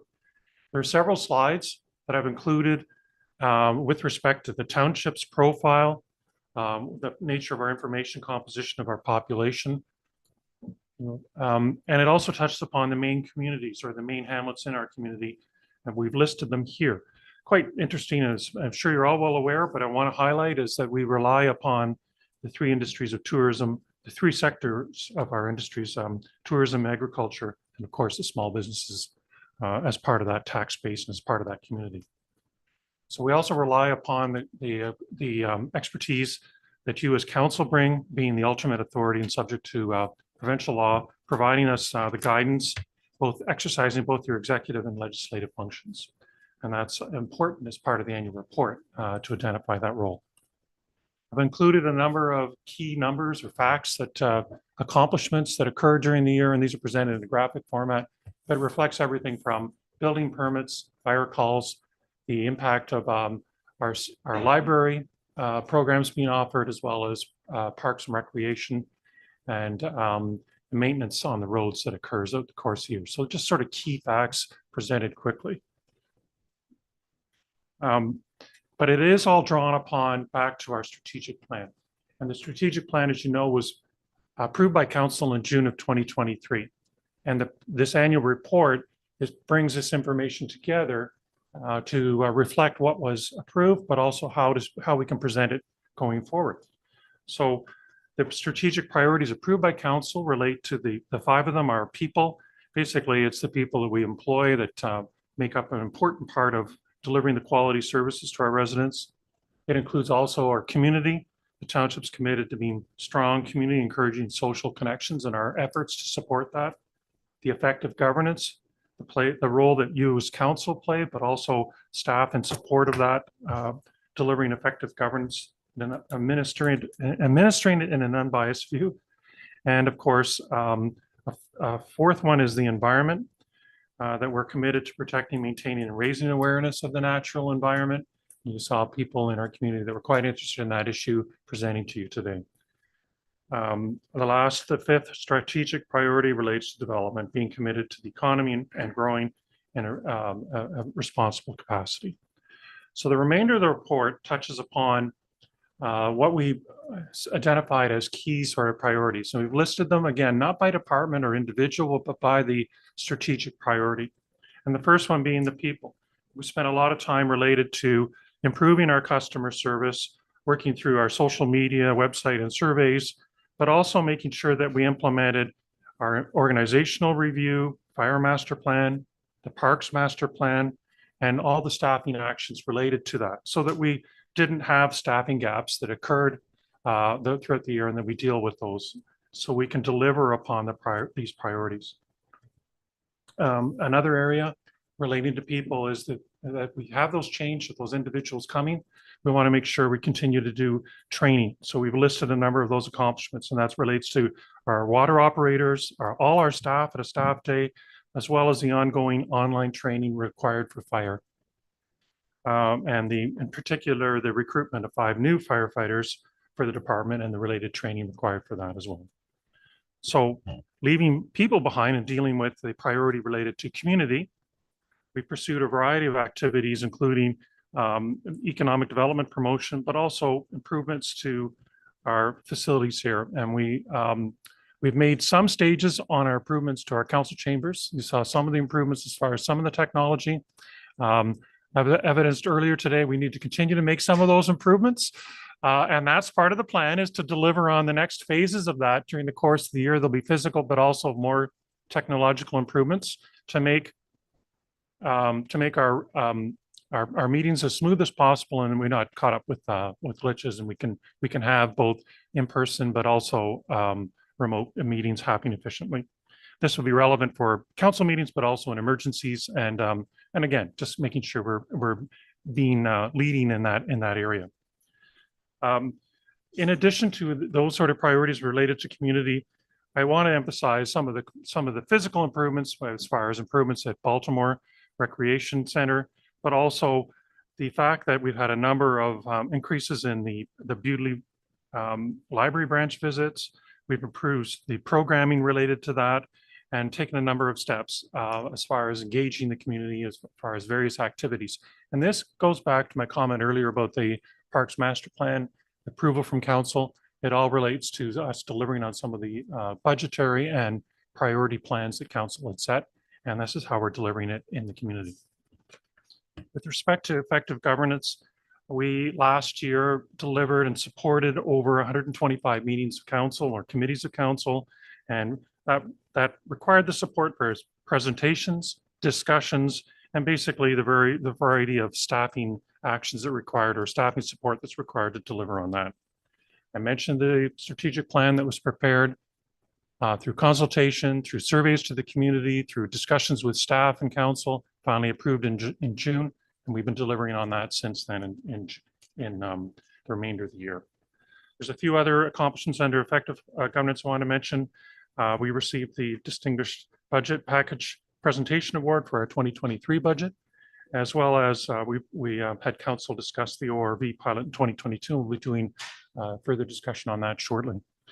I do note that in effective governance, we actually produced 2 budgets, and council approved 2 budgets last year in 2023, in January for the 23 period, and then in December for the 24 years. So it was quite a busy year under effective governance. I note a few other items under also under the environment priority, and that relates to primarily a lot of our activity identified under this strategic plan relates to the water quality, the steps we've taken to improve that quality, be that physical improvements to the ultraviolet reactors or the green sand filters as well, but also making sure that we support one of the tangible ones is the distribution of reusable water containers for all staff as a way we can cut down, for example, on plastic water bottle use. So we're trying a variety of priorities related to environment. And the 5th area is with respect to development.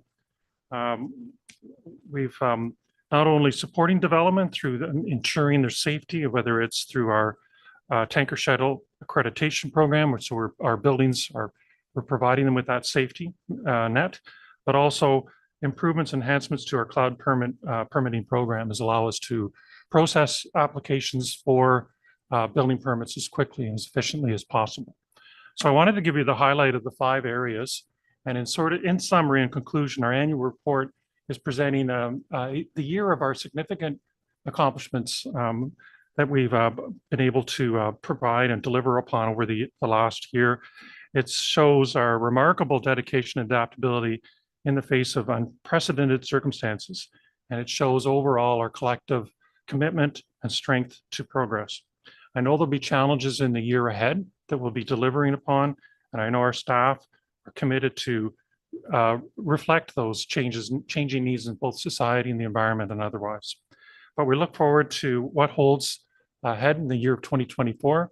I hope to be able to deliver upon more information for the whole strategic plan, but also delivering on the results of the budget and report back to you next year on that. So thank you for your time and attention, and I appreciate if you have any questions, I can answer them now.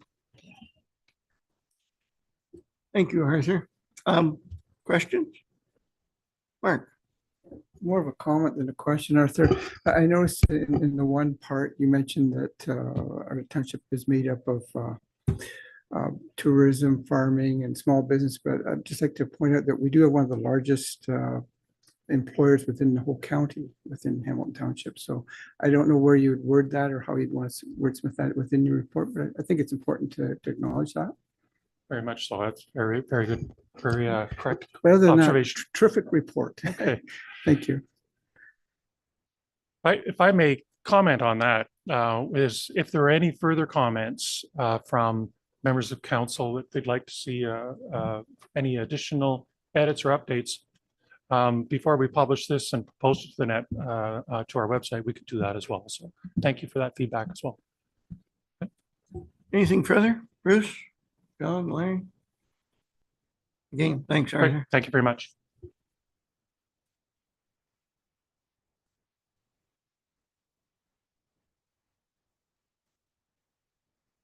We do have a mover and a seconder. Okay, all those in favor of the motion?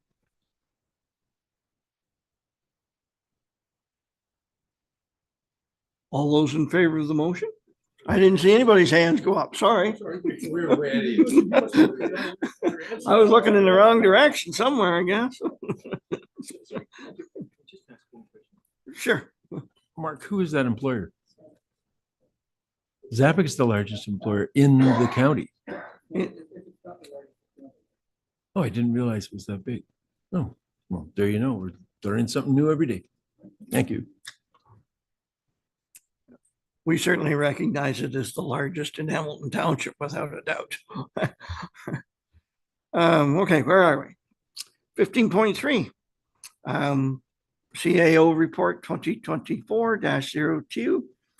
The ORV ATV pilot project report 2023 results and 2024 plan. Prepared motion that council receives report CAO 2024-02 ORV ATV pilot project report being the 2023 results and the 2024 plan for information, and that off-road vehicles be permitted to ride on Township of Hamilton roads annually from April 1st to November 30th between dawn and dusk in accordance with bylaw 2021-48. Can I have a mover, please? Moved by Larry, seconder. Bruce? Questions or comments? Sorry, Larry, did you have your hand up? I have no problem with that, but I just want to make sure that we start continually to not just provide education, but enforcement. I can't say enough. Where we have problem areas, we've got to increase enforcement. We had a couple of instances where I almost hit a ATV driver in Harwood, flying around before April 1st, mind you, flying through the intersection at 18 and 45 and not 45, 18 and 9, or what's the Harwood Road and 15. It was close, but they came around the corner there at like, I don't know how fast. Not looking, not slowing down at all. And if I hadn't slowed down, I would have got him. So I got a hold of the guy. And, first off, indicated that that machine is not allowed on the road, before April 1st. Got a lot of lip from him. But at the same time, we've got to start monitoring these. Albeit, again, I know that we've talked in the past that it's not the ATV, it's the person on the ATV driving it. But at the same time, where we're finding some issues, and especially in the villages, that maybe we do some blitz days within the villages where we're seeing a lot of ATV action, especially with Bewdley and with Harwood.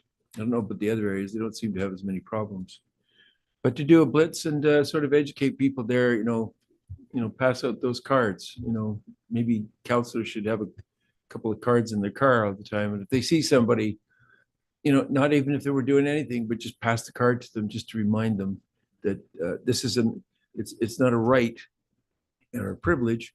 It's something that we've allowed to happen. And that's the only comment I have, but I think this resolution is fine with me. Any further comments? I actually have one. A great deal of what Larry's just said, I'm also concerned about. We do have some problem areas. We do have to ensure some enforcement opportunities there, some education opportunities there.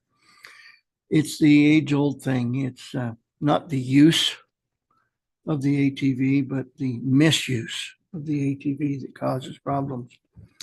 And just as an interesting point, the area or the intersection described by Larry was County Road 18 and County Road 15. The county prohibit ATVs on county roads at all times, regardless of day, night, time of year. So it's maybe a little more involved than we originally had a thought of a few minutes ago. Larry, please. I thought so too. So I went to our website and looked it up. And apparently that location that I described is accepted within the county. There are certain areas within the county that these areas are allowed. Because I was ready to get gangbusters with this guy.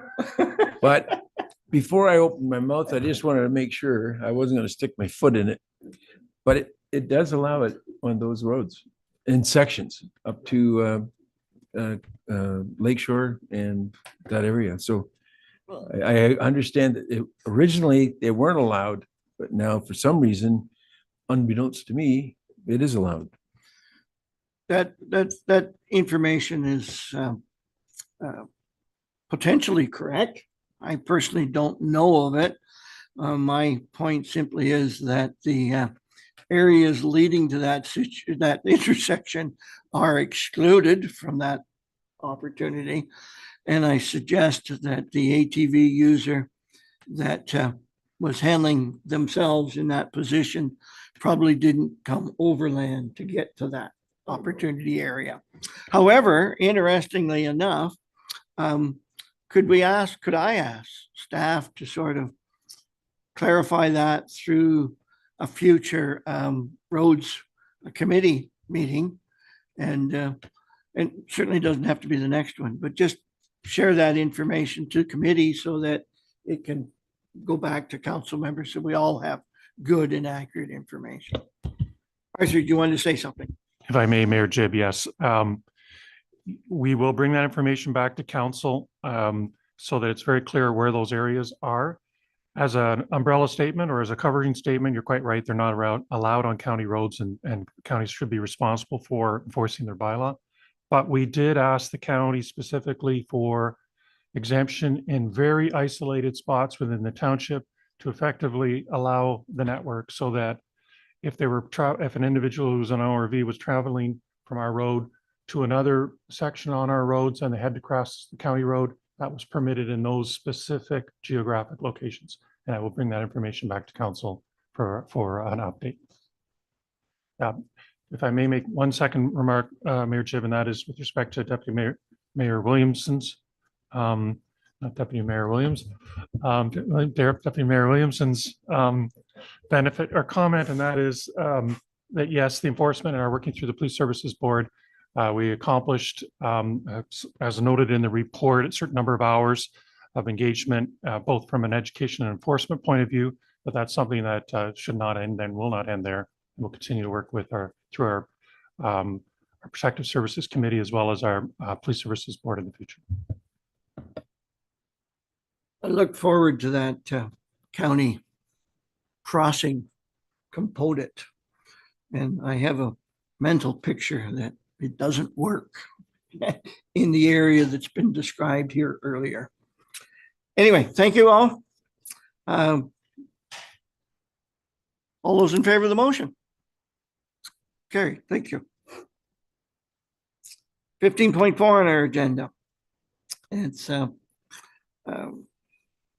prepared motion that council receives report PNG 2024-12 being 2388-165 Ontario Limited and Bell Mobility Inc. CT01-22 for information, and that staff be authorized to issue the municipal letter of concurrence. All those in favor? Oh, mover and a seconder. John, Larry or John. I think they both did each. Any questions or comments? All those in favor? Carried, thank you. 15.5. CD 2024-03 transition to joint Northumberland OPP Police Services Board.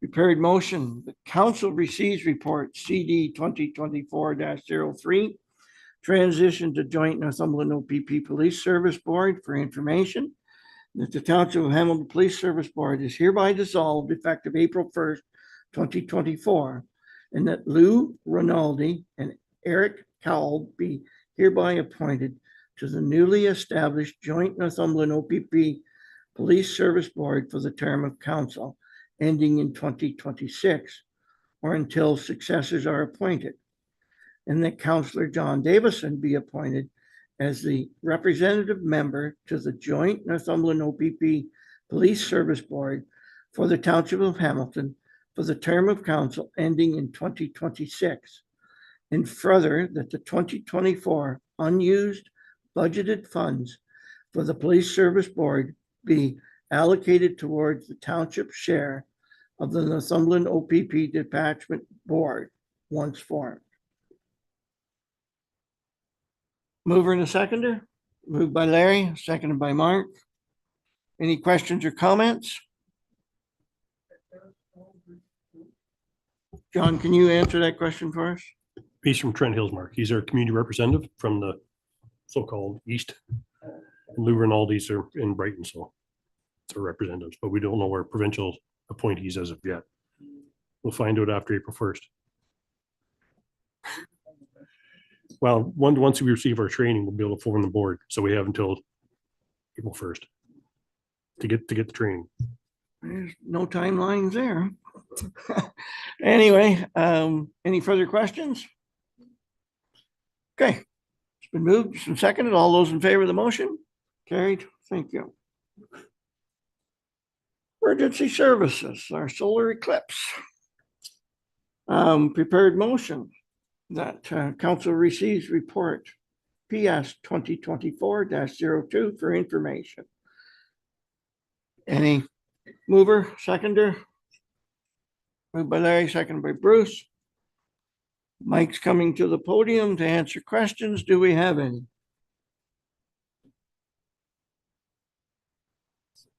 Bruce, I guess you got a question.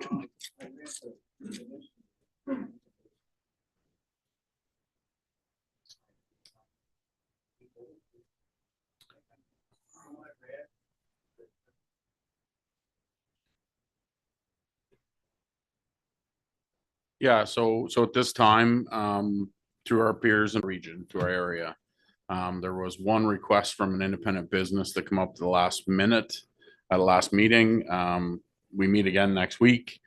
I don't want to liken this to Y2K, but it has the same kind of flavor and flair to, like, there's a lot of preparations gone into this and we really won't know until the days leading up. A lot of it's going to be weather dependent. And yes, there are some areas that are heavily impacted. There are some regions east of us that are advertising and using it as a tourism or a social economic moment. And obviously with the nature of our geography, our southern piece will have the experience, but as you move north, will become a partial. So I don't anticipate any of our lands being used. But as we know, we have a piece and portion that we respond to on the 401. So I think the big pieces here, even if we are part of the network of people moving east and west to watch this, if we happen to pile on a weather event as we could that first week of April, and we get into the EDR routes and the influx of persons, then that I think is what we anticipate. We're working with CO Anderson and our alternate CMC Daphne to continue to plan, and we will have a hybrid model ready to launch. We'll definitely meet up to and including the Friday before. There'll probably be some conversations over the Saturday and the Sunday, and then it is a Monday if you didn't look at the day of the week, and then it is expected to impact afternoon travel. One piece that I didn't put in there that you may have heard but may not realize, the province also issued it as a PA day for the schools. So all children have been removed from schools that day. Teachers and schools will be open. So there was some, there is some impact there for some early care centers, and the health units got that under control and some of the impacts that it has with that. But it truly is a preparation at this time and monitoring the weather. And then just if there's any sort of pop-ups, but I think it's just the influx. We'll have some of our own residents obviously interested. But as I noted, the eclipse itself poses no risk unless you stare at the sun. But the risk to stare at the sun is no different than a sunny day today or an eclipse day. You can burn your retina by staring at the sun any day. So we do have glasses for all staff. We won't be able to provide them to any members of the public, but we do have them for all staff, and we're still looking at what the model of work looks like and if we may do a hybrid and encourage those that can to do some work from home. Also working closely with roads department and Lucas's team to make sure if we get into a road incident, not only from the the salting sanding standpoint, but if we have to get into road closures and the mess we got into a couple Christmases ago with the EDR route and trying to keep folks on it, and the MTO is prepared to move signage, and so there'll be some pieces there. And I think the county's planning to do a soft a soft open of their EOC. And at this time, we'll just monitor and see what that looks like, but I see it being hybrid right now.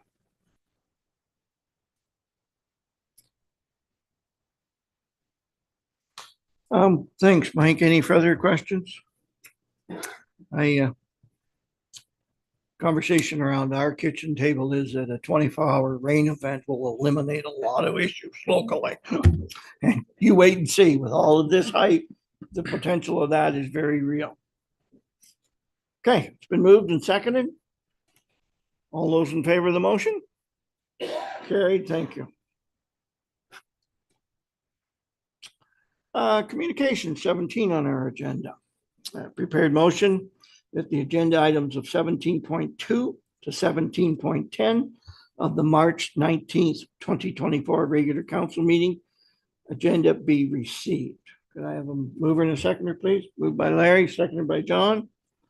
Any questions or comments?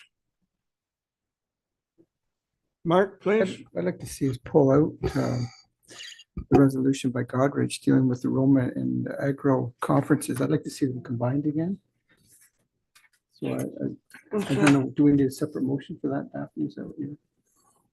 So the motion to receive is on the floor. If we could deal with that one, to receive for information, and then make the motion to Okay. support number, I think it's 17. 17-7. 17-7. And then we can support. Okay. Okay. Any other questions other than what we're going to come back to here in a second? Like 17.2 and 17.3. Oh. Okay, so the motion on the floor is to receive. All those in favor of that motion to receive? Carried, thank you.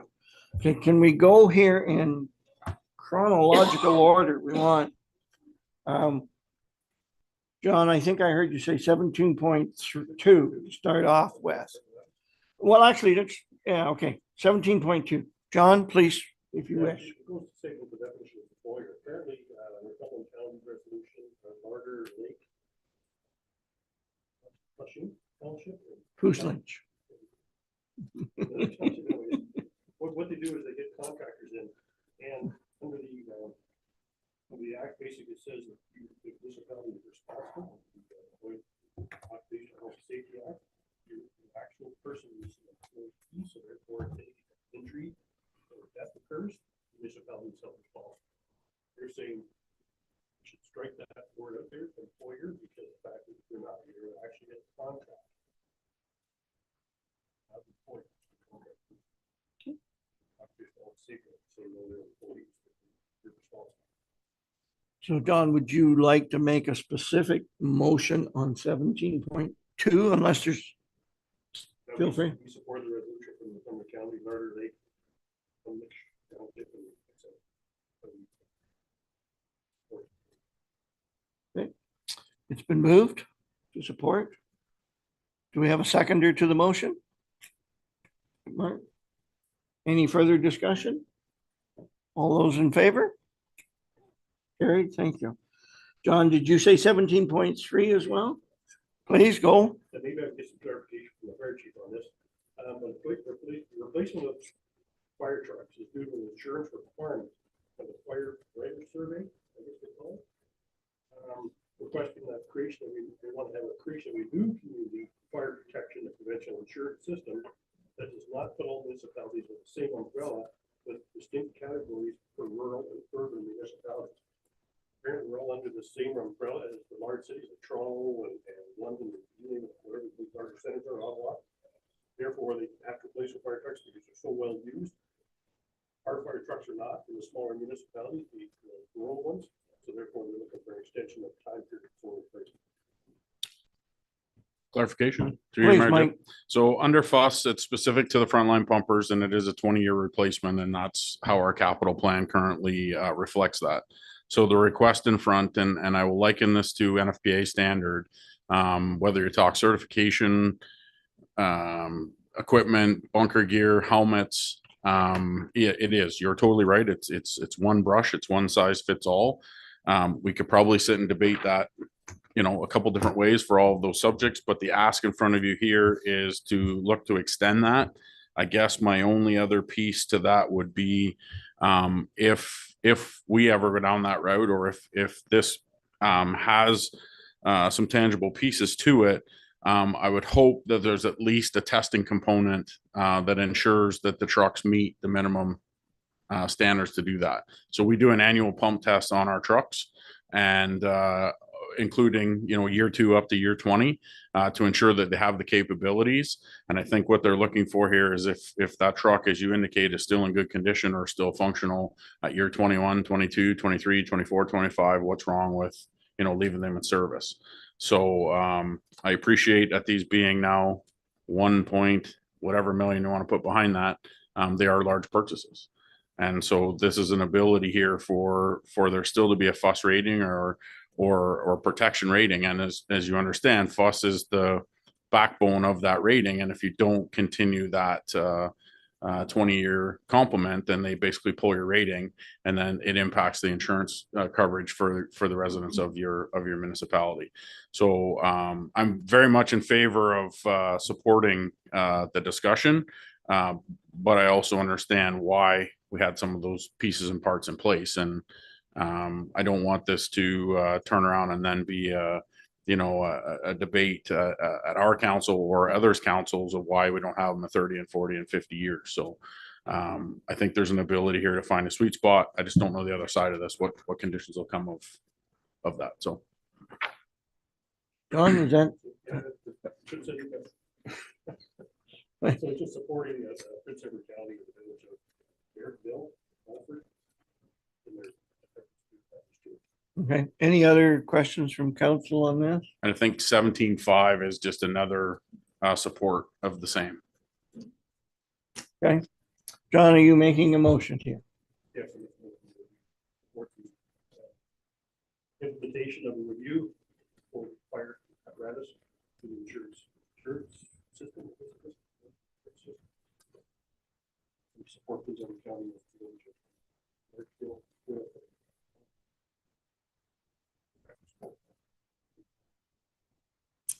A seconder to the motion. Moved by John, seconded by Bart. Any further follow-up questions? All those in favor of the motion? Carried, thank you. I'll just go down through them here and see if anybody wants them brought out. 17.4, was that on anybody's list? Okay. 17.5, technically we've got done. 17.6, John? They're looking for guidance from the province for cemeteries, the new cemeteries that we're all taking over now. And municipalities are looking for annual funding, provide training, universal software used by all municipalities and cemetery operators. Support the municipalities that are either listening or there's a list so long you couldn't read them.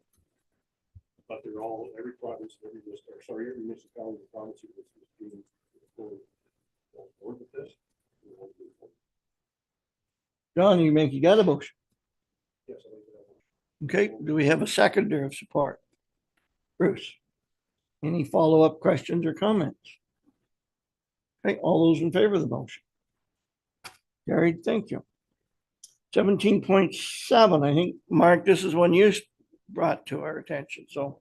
I can only speak to it as I've been to where they've had both combined, and I found it very, very informative when the roads is part of the Roma conference, because I think I've learned just about as much with that part of it as I did with the Roma on its own. So I'd love to see it back together again. It gives people an opportunity to go to both. It makes it a little cheaper also, and it also gives you a chance to, if you do have an employee that's being recognized for years of service, it gives council members a chance to be there and part of that. So I'd definitely like to see this supported again. Okay. Mark, are you making that a motion? Seconder? Larry? Lucas, any comment on that? You're okay with it? All those in favor of the motion? Carried, thank you. Where did anybody 17.8. Did anybody bring that forward? 17.9, same thing. 17.10, did anybody have that brought forward? Through you, Mayor Chip, we added that as a notice of study commencement. So just to advise that the Class EA, I think it is beginning, just to advise members of council and members of the public that we've received the notice of study commencement. And Cranberry Road is in the middle of Hope Township? No, No, no, for clarification, this township was consulted, and so they've put forward, and Lucas may know a little bit more about this, and our CAO may know as well. But I think it's because of the proximity of the 401 interchange that is proposed that they've let us know. So we're letting council and the public know that that's what's happening. okay, so it's south of Dale Road, heading towards Welcome. Okay, thank you. So we're done with correspondence then. Bylaws. 18.1. Execute contract with Public Sector Digest. Prepared motion that bylaw 2024-13 being a bylaw to authorize execution of a contract with Public Sector Digest Asset Management Plan be given first, second, and third reading and finally passed this 19th day of March 2024. Mover, please. Larry, seconder, Bruce. Comments or questions? All those in favor? Carried, thank you. 18.2. Bylaw 2024-15, confirm appointments to advisory boards for 2024 to 2026. Prepared motion that bylaw 2024-15 being a bylaw to appoint Steve Shaw to the Accessibility Advisory Committee be given first, second, and third reading and finally passed this 19th day of March 2024. Can I have a mover, please? Moved by John, second by Larry. Question or comments? All those in favor? Carried. Thank you. 18.3. Being a bylaw to amend bylaw 2022-61, council appointments for the term ending 2026. Prepared motion that bylaw 2024-16 being a bylaw to amend 2022-61, council appointments for the term ending 2026 be given first, second, and third reading and finally passed this 19th day of March 2024. Can I have a mover, please? Mark, seconder. Larry, questions or comments? All those in favor? Carried. Thank you. I don't believe we have anything under notice of motions. Do we by any chance have anyone interested in the media questions here? Closed session. We shall move to closed session, and during the transition, we will take that opportunity to take a short recess. So before we do, motion to move to a closed session to discuss matters permitted under section 239, 3.1, 239, 2J, a trade secret or scientific, technical, commercial, or financial information that belongs to the municipality or local board that has a monetary value or potential monetary value. Education session for remuneration and expense claims for and for the council and housing enabling water systems fund. As recommended, council of the Corporation of the Township of Hamilton enacts as follows: the regular council meeting go into closed session at 3:35 p.m. under the Municipal Act, section 239(3)(1) and 2J. Moved by Larry, seconded by Bruce. Questions, comments, all those in favor? Carried. We'll take a short recess.